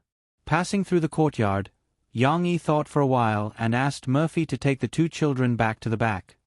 You haven't slept for a whole night. Go take a hot bath and sleep. I'll explain to Dad. In fact, Yang E wasn't sure, but he knew that Murphy was too sleepy. On the way back, she basically didn't sleep and kept yawning. Now, she was so sleepy that she was dizzy. How can I do that? My dad is very angry. I have to stop him from beating you, Murphy said worriedly. Although Murphy was very worried, Yang E insisted that she take she and Lon Xian back to the bedroom. Murphy had no choice but to watch Yang E walk along the corridor to Mo Henian's room. Yang E nervously knocked on the door, and Zhou Mengyu opened the door. Immediately, Yang E saw Mo Henian sitting on a wooden armchair with a dark expression. Beside him, the aroma of tea wafted in the air, but it was unable to calm his anxious heart. Oh you, how old are you already? Still messing around with Fei Fei. Zhou Mengyu rushed to reprimand Yang E before the old man could. If Shaoan hadn't told us, we wouldn't have known that you guys were so daring to ride a motorcycle to Keelung in the middle of the night. Didn't you consider the safety issue? Zhou Mengyu's reprimand was raised high but lowered gently. Clearly, she was secretly helping Yang E smooth things over. If it had been Mo Henian who said it, the atmosphere would have exploded. Yes, Mom. We know we were wrong. We won't be stubborn next time. Yang E hurriedly lowered his head and obediently admitted his mistake. It's not enough that you know you were wrong. You still have to reprimand Fei Fei. Zhou Mengyu said. No, this has nothing to do with Fei Fei. It's all my fault. I told her I wanted to go see the sunrise. If you want to blame someone, blame me. Yang E said, scratching his head. It's right that you know you're to blame. Mo Henian slammed the table heavily and said sternly, Yang E, back then, I also saw that you were mature and steady and knew how to take care of others. That's why I let bygones be bygones and married my daughter to you. Now that you're almost 30, why are you acting like a child? You still like to mess around? Yang E lowered his head and listened obediently. His face was full of guilt, but he did not dare to refute. However, Zhou Mengyu was still helping him. Don't just blame little Yang. If you ask me, this matter definitely has something to do with your daughter. When Fei Fei was young, she snuck out to Keelung to play once and caused a ruckus at home. This time, there's no need to think about it. It's definitely Fei Fei's idea. But little Yang, you're not young anymore. Fei Fei didn't do well. If you want to reprimand her, don't mess around with her. Yes, I understand. Yang E nodded and did not dare to say anything more. No matter whose idea it was, they were in the wrong for doing this. All of them are in the wrong. Mo Henian slammed the table and said angrily, Moreover, little Yang, you're the head of a family with a net worth of tens of billions. How can you be so inconsiderate? You rode your motorcycles out to play in the middle of the night and disregarded your own safety. Why don't you think about the children? Shi and Chen are still so young.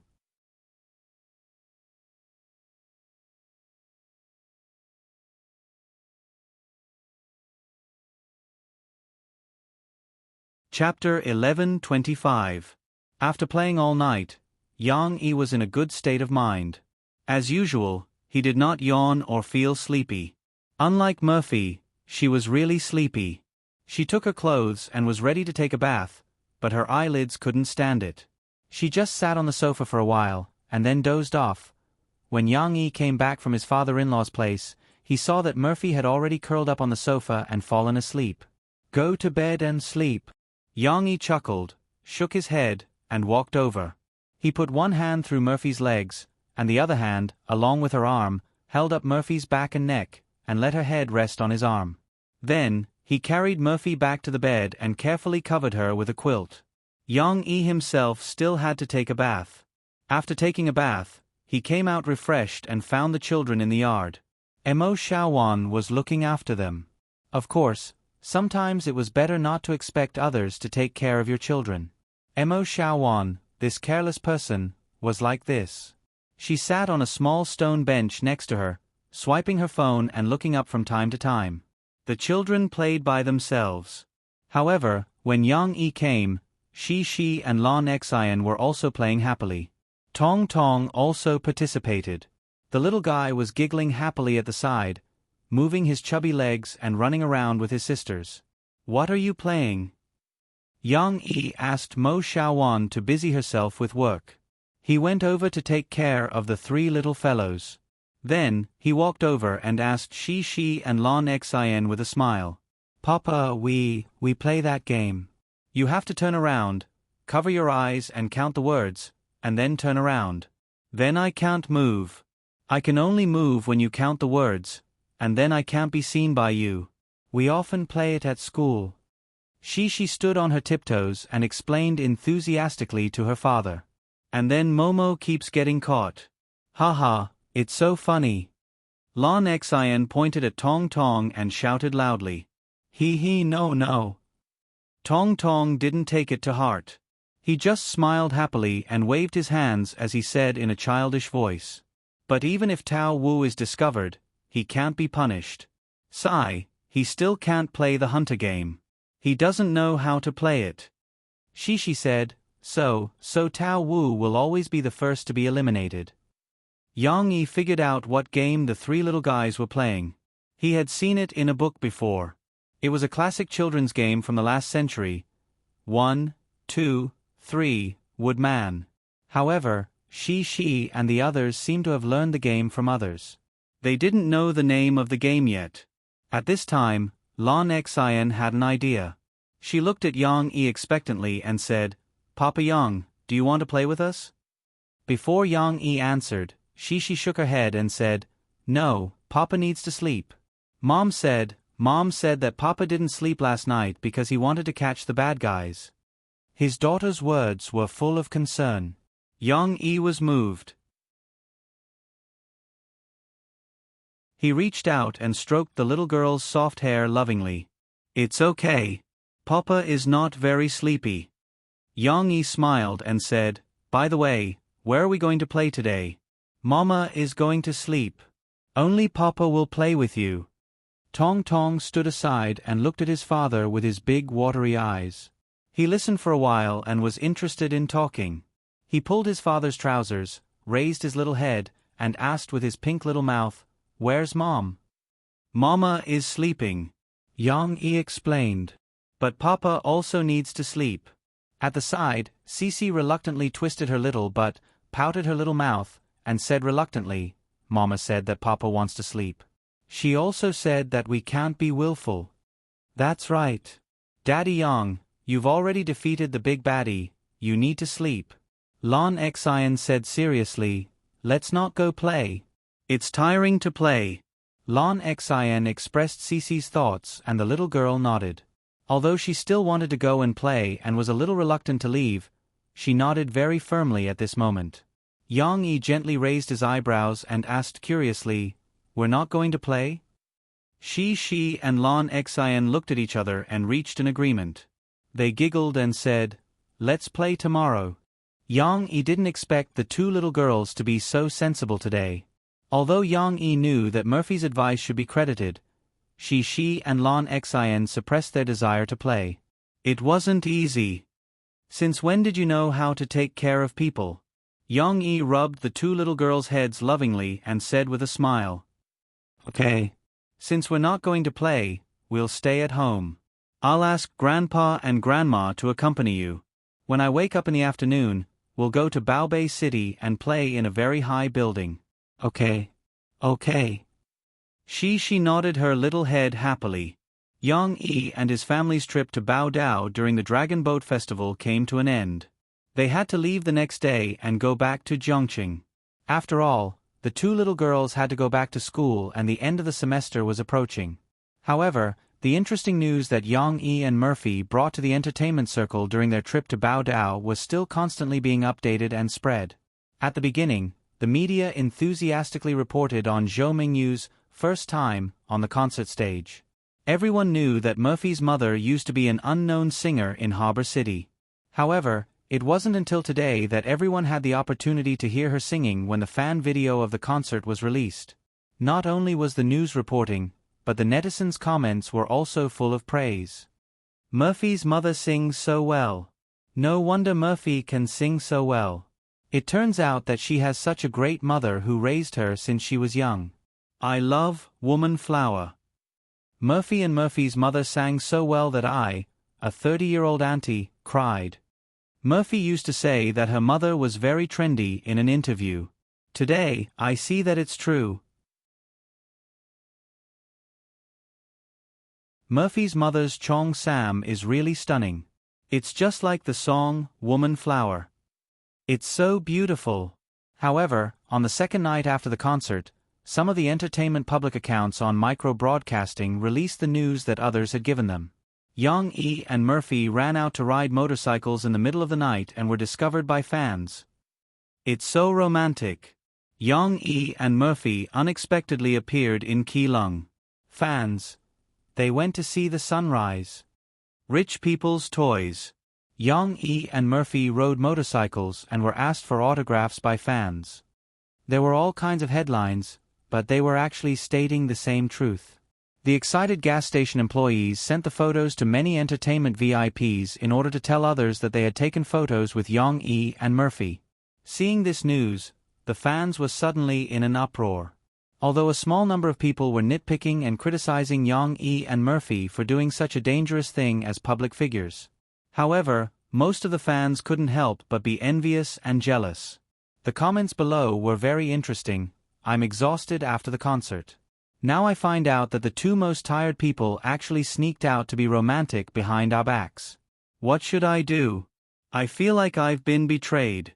I'm going to be jealous. I had nothing to do in the middle of the night, so I was stuffed with dog food.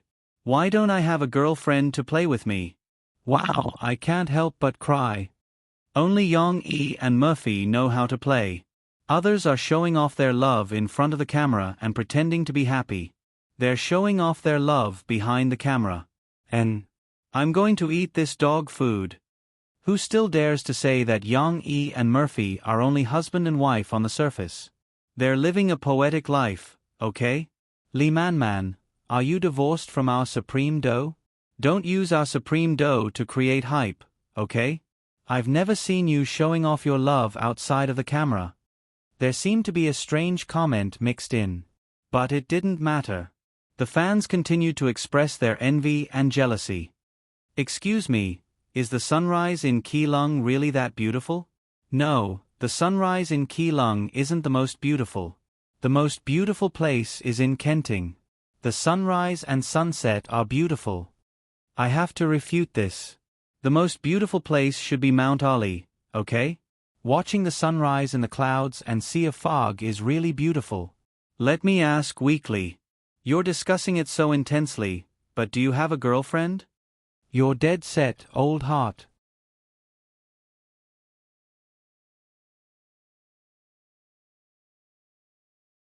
Chapter 11:26. June, for little Ruorua, is happy. Although there was no Children's Day, the hot summer brought him a cool swimming pool. What game could be better than jumping into a big swimming pool to play in this unbearably hot summer day? Yes, after returning from Taiwan, Yang Yi had asked someone to clean up the swimming pool in the backyard of the villa. This was the top-notch entertainment facility that she had been looking forward to for a long time. It was the weekend. Cece was still reading upstairs because she was about to face a new final exam. The little girl, who had messed up her exam last semester and had given up the first place, didn't dare to relax this time. The closer it was to the exam, the more nervous she was and the more serious she was. Yang E and Murphy were downstairs talking and laughing as they organized the fresh flowers they bought today. Murphy was the one who arranged the flowers while Yang E helped to cut the branches and leaves and put them into the trash bag. Tong Tong held the ball and played with it for a while. He felt a little bored, so he threw the ball away and ran towards the stairs. No adults to support him. It didn't matter. Little Momo was now very adept at climbing the stairs. His left hand held the pillar of the handrail, and his right hand was placed flat beside him to maintain his balance. Then, he struggled to lift his right leg, climbed up a step, and followed with his left leg. He climbed up the stairs with his right leg and followed with his left. Just like that, he climbed up to the second floor in a short while. Once they were upstairs, things would be much easier on the flat ground. The little fellow grinned and happily trotted over. Big sister, big sister. He pushed open his sister's door and timidly poked his head in. When he saw his sister sitting in front of the desk, he smiled and ran 2 steps forward to throw himself on his sister's lap. Little brother, what's wrong? She put down her pen and looked at him confusedly. Perhaps the pressure of preparing for the exams was too great, but there was an indescribable and unresolvable sadness between the girl's eyebrows. Go swimming. Little Pie giggled. The little guy's language ability was much better than other children of his age, but his vocabulary was still very limited. It was a little difficult for him to express his thoughts, but he still tried his best to say it. Tong Tong was still holding his sister's hand as they walked out. The little guy's hand was actually very small, so he could only hold his sister's index finger. This was his favorite position. No, I still need to read. She shook her head, pouted, and said, The exam is tomorrow. I can't not study. Otherwise, I won't do well in the exam. Tong Tong looked at his sister in confusion. He did not know why his sister did not want to play with him. Usually, his sister loved to play with him.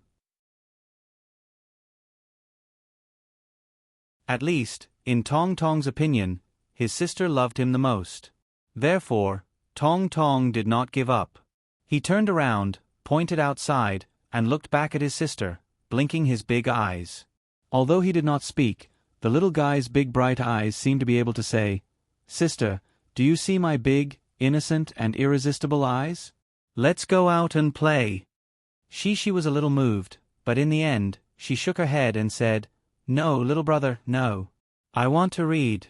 Go find Papa and ask him to take you swimming. Little Momo had no choice but to pout her little mouth and go downstairs in a sullen mood. XNR, don't you need to study? Tong Tong, who was slowly and carefully coming down the stairs, heard his father's voice downstairs. Ah, Papa Yang, what do I need to study? Lon Xian replied absent-mindedly. Hearing Lon Xian's voice, Tong Tong's eyes lit up, and his little face glowed with joy again. Lon Xian was too bored at home, so she came to play with Shi. However, it was obvious that she was going to cultivate in seclusion today. After she went upstairs, she ran down helplessly. Papa Yang, did you cook anything good today? I'll bring it up for you to eat with Shi. Lon Xian did not ask, but swallowed her words. Because little Rusty Frog couldn't wait to run over and pull her hand. Half an hour later, Yang E brought the 2 children, who had already changed into their swimsuits, to the backyard. Tong Tong was still happily hugging his little swimming ring as he followed behind his father. To ensure safety, Yang E asked someone to add an automatic cover to the swimming pool. After pressing a button, the cover closed with a click of the button. After a while, Yang E let Lon Xian and Tong Tong play in the water. There was a water circulation system under the swimming pool, so there was no need to change the water every day. However, the water under the cover was very cool. After Lon Xian entered the water, she made a big fuss. Tong Tong, who was still standing by the pool and waiting for his father to carry him, giggled. TSK, come down quickly. I want to have a swimming competition with you. Lon Xian shouted. Her swimming skills were on the same level as Cece's.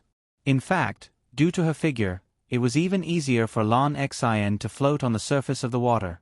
Hence, the little girl swam effortlessly in the pool. Her swimming posture was also as graceful as the little mermaid's. Tong Tong understood the word competition. Usually, when they were eating, his mother would coax him by saying, "Teske, you should compete with your sister. Let's see who can eat faster." Therefore, the little boy giggled and could not wait to reach out to his father. He replied in a childish voice, "Okay." However, how could he compare to Sister Xin Air? After the little boy soaked in the water, his little feet flopped around. For a long time, he did not move at all. He was like a little buoy, stuck in the water. Lan Xin was so happy playing in the water that she had forgotten that she wanted to have a swimming competition with Tong Tong. She paddled her arms in the water and swam past Tong Tong. Tong Tong grinned. His two little arms, which were held by the swimming ring, waved happily and slapped the water with his little palms. However, to his surprise, Lan Xin swam over and stuck her feet out of the water. Smack, smack, smack. 2 consecutive hits. Suddenly, the water splashed and splashed Tong Tong's face. Tui, tui, tui. Tong Tong was caught off guard and splashed with water. This time, his face and hair were wet. He could only use his little hands to wipe his face carelessly. The way he winked at others made him look very pitiful. Ha ha. Come, Teske Teske, let's learn how to swim here. Yang Yi, who was next to him, laughed heartily. Then, he pulled the little boy's swimming ring and brought him away from the troublesome place. However, although his face was splashed with water, little Tao Chen wasn't frightened and didn't cry out loud. After he wiped off the water droplets on his face, his eyes sparkled as he looked at Sister X and excitedly kicked his feet under the water, as if he wanted to chase after Sister X and play with her. Playing with water. What fun would there be if there were no splashes?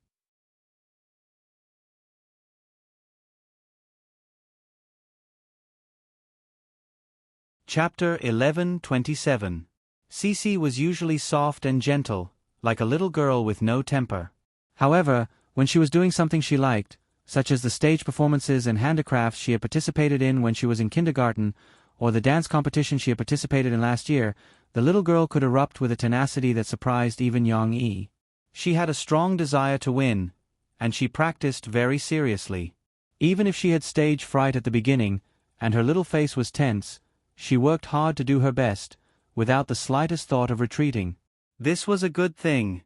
Therefore, when Shishi told her father that she was worried about not doing well in the final exam, Yang Yi also supported her to study hard and do her best to prepare for the final exam. Why didn't he ease Shishi's mind? Let her let go of this obsession? Because Yang Yi knew that there were some knots that needed to be untied by Shishi herself.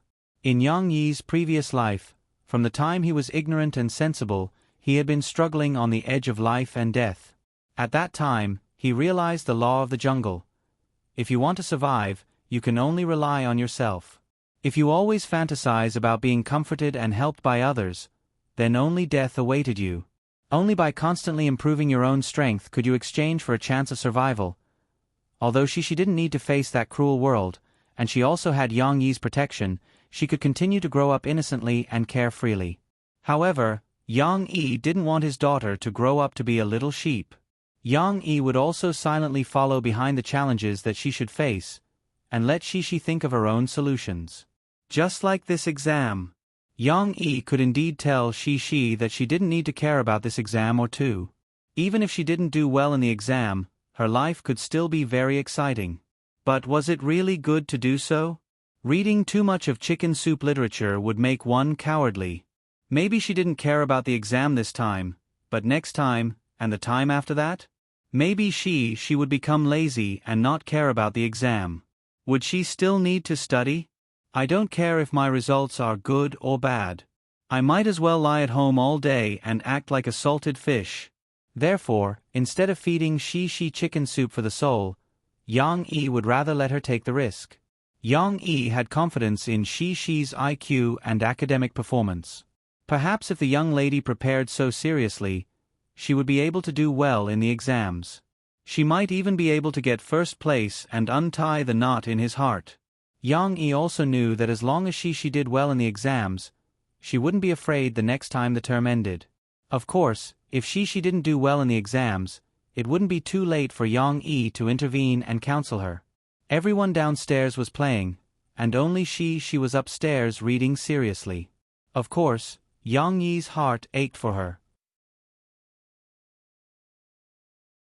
After playing for a while, Yang Yi looked at the time and realized that it was around 10:30 p.m. The young lady had been upstairs reading for more than an hour. He asked Murphy to look after Tong Tong while he got up and went upstairs to call Shi down to eat some fruit. The young lady was very obedient. After her father coaxed her for a while, she obediently came to the side of the pool. Murphy had already cut the cantaloupe and placed it on the coffee table next to the beach chair. Lan Xian was sitting at the side, eating to replenish her energy. Shi, have some cantaloupe. It's super sweet. Lan Xian saw Shi coming down and immediately shouted excitedly. She even enthusiastically took a piece and gave it to Shi. She giggled and said, "It's really sweet. I ate a few pieces. It's sweeter than candy." When she saw how happy her little friend was, the worry on her face faded a lot. She put on a more relaxed smile and took the cantaloupe. She laughed and said, "He, Xer, you also swam? I thought only my brother wanted to swim." Lan Xian didn't have time to talk. She ate another piece of cantaloupe. Murphy cut the cantaloupe into smaller pieces. This way, adults could eat one piece at a time, and it wouldn't be easy for children to eat it. It would be sticky all over their faces. Lan Xian's mouth was stuffed with cantaloupe. After a while, she finished eating. Only then did she have a chance to talk. "It's too hot. I think swimming is very comfortable. Cici, why don't you come and swim too? I want to compete with you. Your brother can't swim. It's not fun." Lan Xian looked at Shi expectantly. Yang Yi listened to their conversation. At this time, he smiled and patted Shi's shoulder. She was still a little hesitant. He said, "Go and play.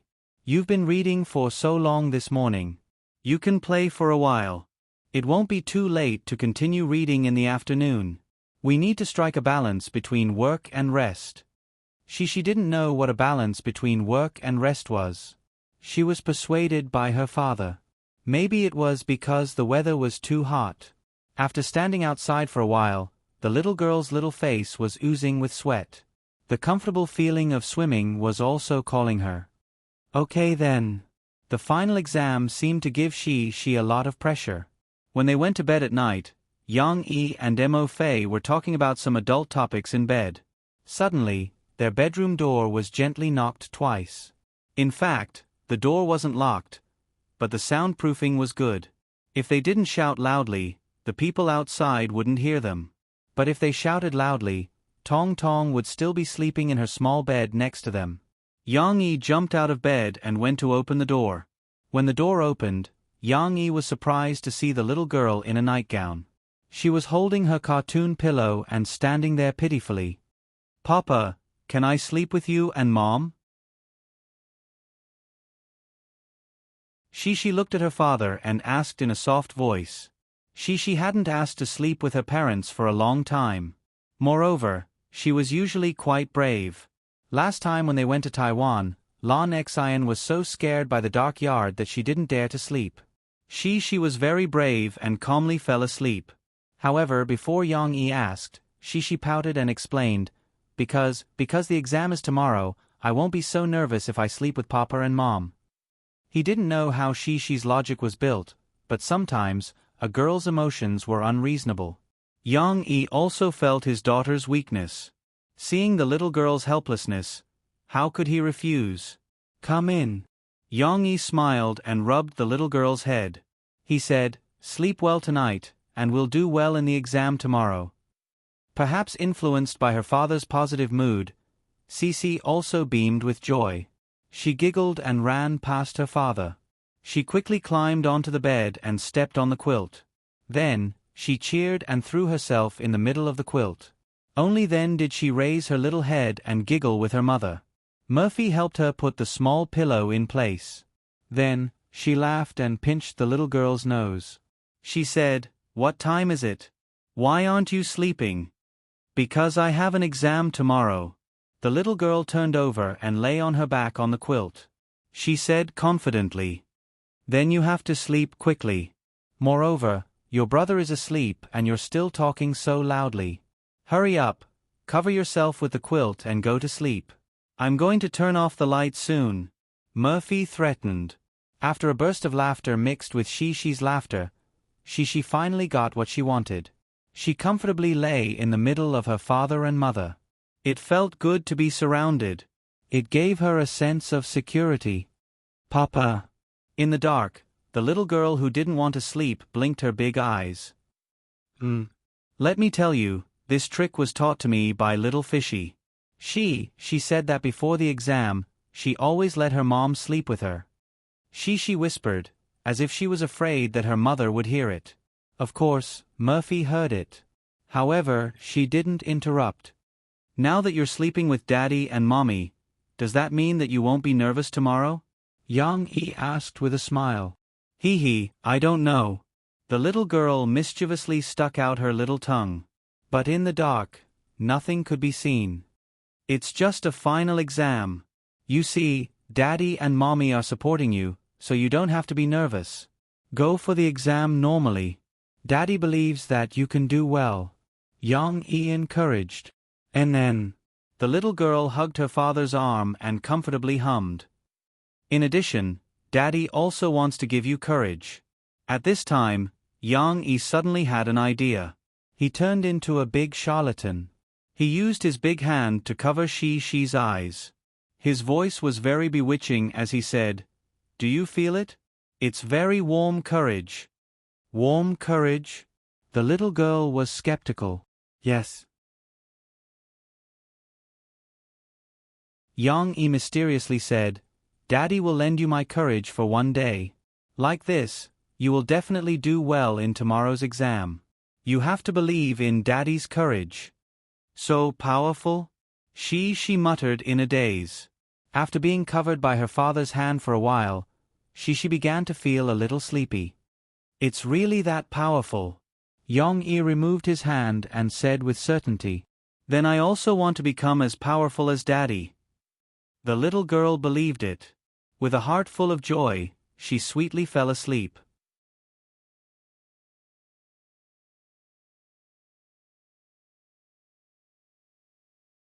Chapter 11:28. Shi's expression was much calmer when she woke up in the morning after receiving the boost of courage from her father. Yang-e sent her and Lan Xian to school. When they were about to say goodbye, Yang-e turned his head and smiled.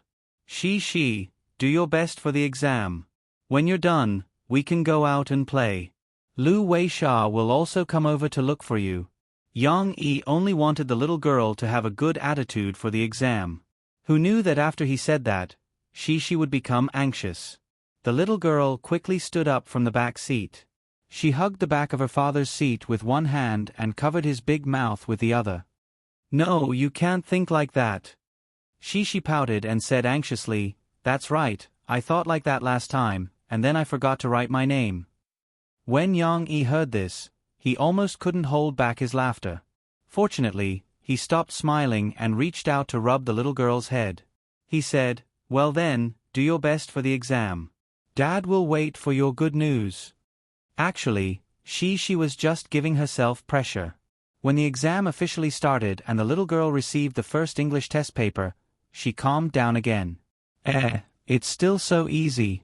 She tilted her head and glanced at the questions on the test paper. Of course, this time, the little girl, who had a superb memory, wouldn't make the same mistake as the last time. Before answering the questions, the little girl first wrote her name on the paper, stroke by stroke. Then, it was Shi's showtime. Recently, Murphy's work had come to an end. Yang-e, on the other hand, had started to have more things to do. After all, he had 3 works that were going to be shown to the audience soon. One was The Shawshank Redemption, which was created and written by him, and the other was Frozen, which was produced by Yang-e and taken more than a year by the animation production company that he had a stake in. These two movies would be released during the summer vacation. Although they didn't form a direct competitive relationship, as the audiences of the two movies were too different, they were movies that were released at the same time.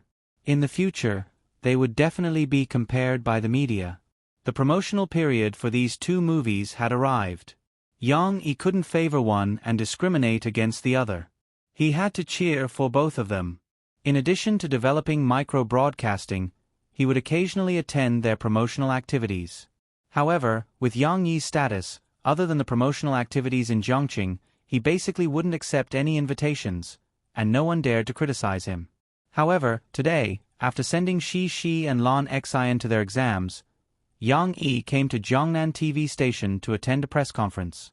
He wasn't there to promote the two movies, but to announce that the TV series Yu Zue would be broadcasted on Zhongnan TV station. With I Am a Singer, which was very popular in the first half of this year, and In the Name of XX, which was directed by Chan Fengchen, which was currently being filmed and produced, the cooperation between Zhongnan TV station and Yang Yi was in the honeymoon period. Originally, Yang Yi didn't intend to give Yu Zue to Zhongnan TV station, because according to Yang Yi's memory, this was a web series, which should have become popular from the internet. He didn't know if it would continue to be popular in the previous world if it was released directly on TV. However, Wu Xiangdong, the director of Zhongnan TV station, somehow found out that Guazi was the main supporting role in this TV series, and that he had a very important part in it. Therefore, he personally came to Yang Yi and asked for the rights to broadcast Yu Zue. Zhongnan TV station allocated the best time slot for the TV series during the summer vacation. Regardless of whether this was an abuse of power for personal gain, Yang Yi was the beneficiary, so he didn't care too much about it. At the press conference in the morning, Yang Yi, the main actors of Yu Zue, and the director, Du Yuan Lei, were interviewed by the reporters. Teacher Yang Yi. A reporter raised his hand and asked. He didn't know when it started, but the reporters had started to call Yang Yi teacher. Perhaps, Yang Yi had gained a certain social status with his wealth. There are rumors on the internet that Yang Huan is the female lead in this TV series, and that she was chosen by you, teacher Yang Yi. What do you think of this rumor? Yang Yi said calmly, "There's no such thing as me choosing the female lead. The casting is decided by the director. However, since Yang Huan fits the role well, and she has good skills to play the role, why don't we choose her?" In other words, if there are two candidates, one is Yang Huan, and the other is a girl who also knows martial arts, teacher Yang, you will still choose Yang Huan, right? The reporter asked slyly. Yang Yi wouldn't fall for his trick.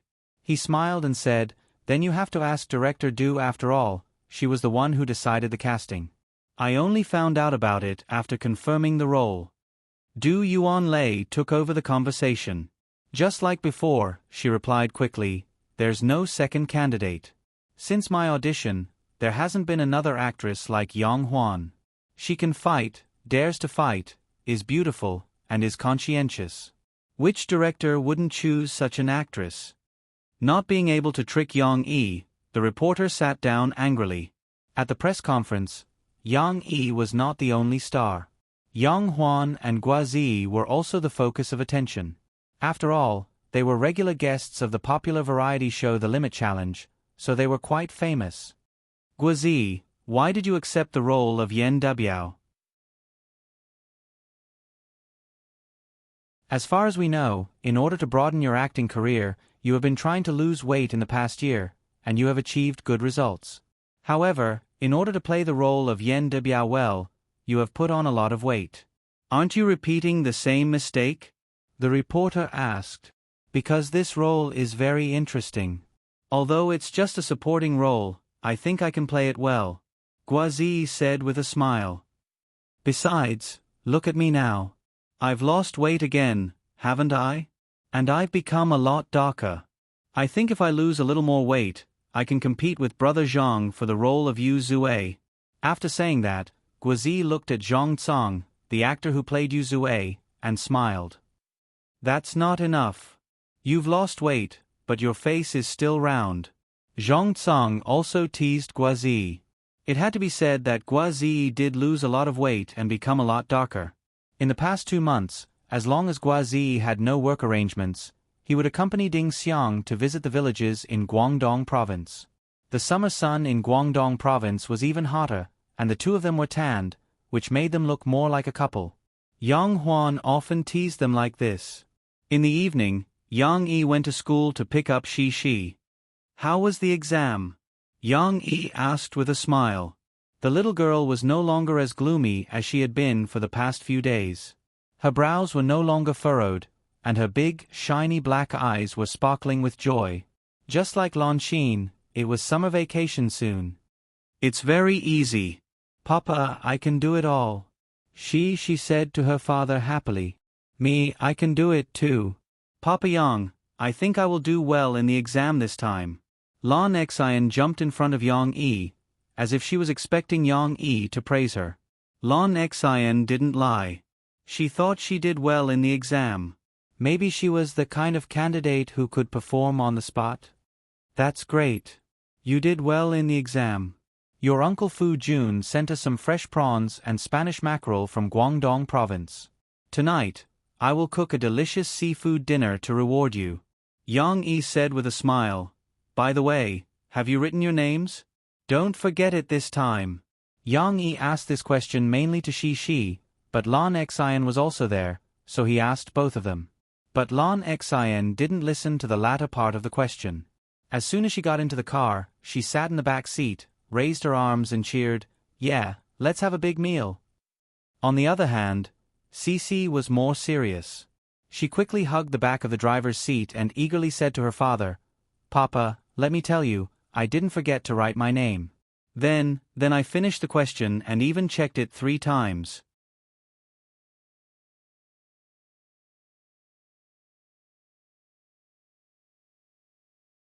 Chapter 11:29. This didn't mean that she could have a break after finishing her final exams. Because this was the end of the school year, the school held a summary meeting on Tuesday. After the meeting in the morning, the class teacher held a small class meeting in the afternoon. She made a simple summary, arranged summer homework, organized the children to clean their classrooms, and so on. However, Li Rulan had an important announcement to make in the first grade's class 3. After the group leaders distributed the summer homework, Li Rulan stood at the podium with a serious expression. Looking at the innocent smiles on the little kids' faces, she didn't know what to say. But she still had to say it. "Children, it's been a few months since we found Xiaoya in the school's hygiene area," Li Rulan said gently as she carried Xiaoya's birdcage to the front of the podium. She and the rest didn't know what the teacher meant, so they all looked at her with curious eyes.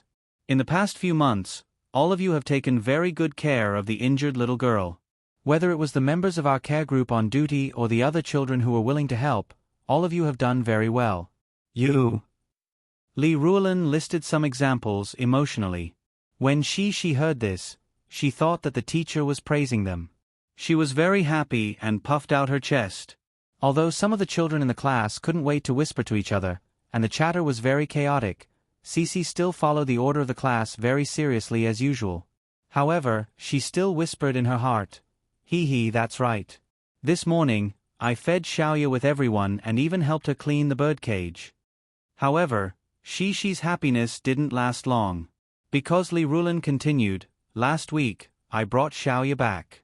Not only did I bring it home, but I also brought it to the vet.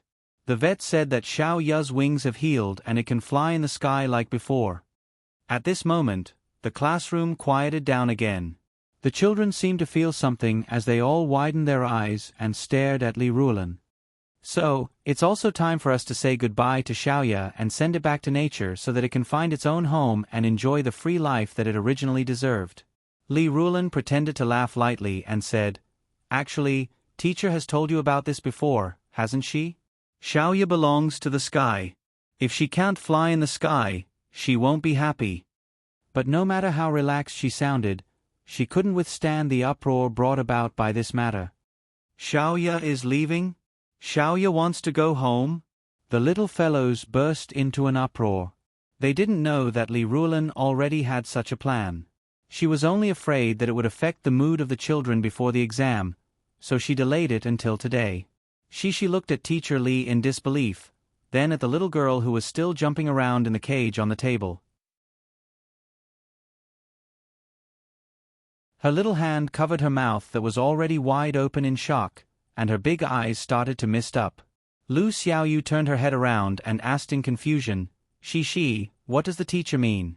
Why should we say goodbye to Xiaoya? Is it because it's the holidays? No, teacher. Teacher said to let Xiaoya go home, go back to nature. She pursed her little mouth and said sadly. At this moment, the sorrowful little lady couldn't care about the class discipline anymore.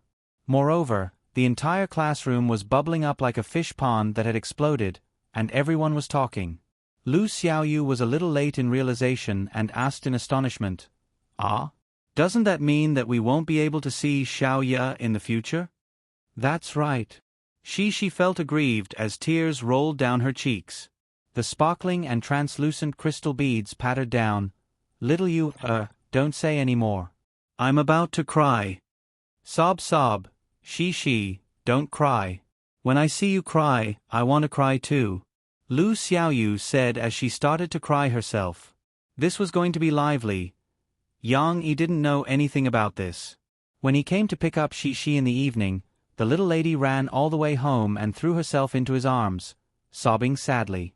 Lan Xian was no exception, but she ran a little slower. When she came over, the seat was already taken by Shi. She could only hug Shi and cry sadly at the back. What's wrong with you two?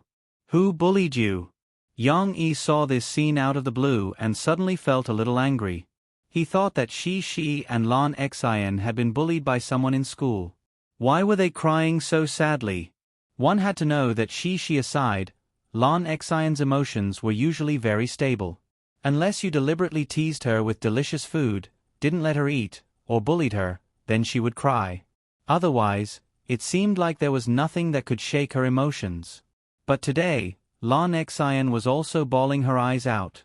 Looking at the two little girls crying, she could still wipe her tears on her father's clothes, but Lan Xian could only rely on herself. Her two little hands were pinched together like orchid fingers, and she used her two ring fingers to rub her eyelids. Her eyes, cheeks, nose, and lips were all red from crying. Yang Yi saw this scene. How could Yang Yi not be anxious and angry? No. She shook her little head in her father's arms. After a while, she raised her teary little face and said in a choked voice. After hearing Shi's explanation, Yang Yi then understood the whole story. So, you haven't said goodbye to Xiaoya today, and you'll come back to school tomorrow before sending Xiaoya home, right? Yang Yi secretly heaved a sigh of relief and asked softly. Li Rulan probably found that the situation was a little strange, so she first comforted the little ones and let them have a night's psychological buffer before sending Xiaoya off tomorrow. She raised her head to look at her father with teary eyes and said sadly, But, Papa, I still can't bear to leave. I like Xiaoya so much. Can you ask Teacher Li not to send Xiaoya back? That's right. Lan Xian also nodded. She raised her crying eyes to look at Yang Yi and asked hopefully, Papa Yang, can we let Xiaoya stay in our house? I'll let Bai stay in your house, and then Xiaoya will stay in our house. It won't leave, okay? Yang Yi called the two little girls to get into the car. It was not good to be seen as a joke by others on the road crying. After closing the car door, Yang Yi said softly, Although Xiaoya can stay in your house, but, after all, the cage is not her home. She doesn't like to live in a cage, but wants to be able to fly freely in the sky. However, Yang Yi's thinking was too simple. He couldn't coax the two little girls like this. Oh, you're exactly like what teacher said. She pouted and said unhappily.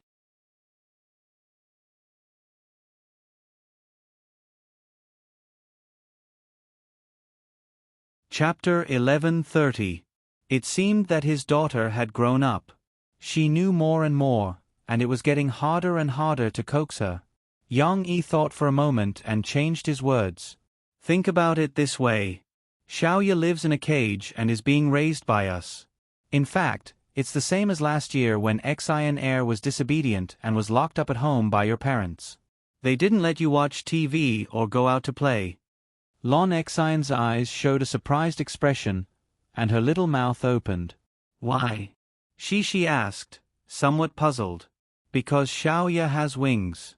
She likes to fly. And Xian Air also wants to play. If we don't let Xiaoya do what she likes to do, isn't it like we don't let Xian Air do what she likes to do? Yang Yi gently explained, if we don't let Xian Air play, watch TV, or eat delicious food, won't she feel uncomfortable? Lon Xian seemed to understand something. She pouted her little mouth, shook her head and cried out in fear, No, no. Let's give another example. If we lock Xiaoya in a birdcage and deprive her of the joy of flying, it's the same as if we took away all the dolls in Shishi's house and room, and didn't let her play in the future. In fact, it's the same feeling, Yang Yi said. At this moment, it was Shishi's turn to be nervous. She anxiously and aggrievedly hugged the back of her father's driver's seat and stamped her feet. With tears in her eyes, she asked, Why did you take away my dolls? I didn't really want to take away your dolls. Dad was just giving an example. Think about it, you were so sad just now. Xiaoya is the same. Her wings are healed, but she can't fly. Being locked in a cage by you, she lost the joy of life. Well, the joy of a bird's life. Yang Yi quickly pressed the little girl's shoulder, gently stroked her little head, and softly comforted her. She was stunned for a while. She gradually became downcast, pouted her little mouth, and said unhappily, But Xiaoya likes me very much. She likes to play with me. This morning, I gave her food, and she even jumped onto my hand to play. Yang Yi could see that she actually understood what her father said and knew what she should do, but she was still not willing to believe in her own judgment. To put it bluntly, she was reluctant. Well, let's talk about it when we get home, okay? Dad knows you're upset. Let's go home and slowly think of a solution. Yang Yi said a few words of persuasion and drove the two girls home. After dinner, it was time for them to take a stroll by the lakeshore. It was rare for Cici to not run in front by herself. Instead, she stuffed a small hand into her father's big palm and asked him to take her for a walk with her with a gloomy expression. Needless to say, she was in a very bad mood. Little Momo originally wanted to run a race with his sister, but his sister wasn't interested today, so he could only run by himself. He held onto Steamed Bun's leash and laughed, shaking his little butt as he ran in front of them. Yang Yi used his eyes to signal Murphy to follow Tong Tong, while he slowly walked at the back with Shi to relieve her boredom. Sometimes, we will inevitably encounter situations where we need to be separated. Because every person or family is a small world, they will have their own arrangements. Yang Yi considered his words carefully and said softly to Shi, for example, we used to live above the coffee shop. Now that we moved here, we are neighbors with Xian Air. But for us at that time, we also said goodbye to the familiar environment and the beautiful flower bed. Shi hugged her father's big hand with her two little hands and leaned against her father's side more and more. Perhaps it was because of the cool breeze on the tree-lined path by the lakeshore at night. But actually, there's nothing to worry about. We're already used to living in the villa here. We're used to having Xin come here often to eat and drink, right? Yang Yi smiled and joked.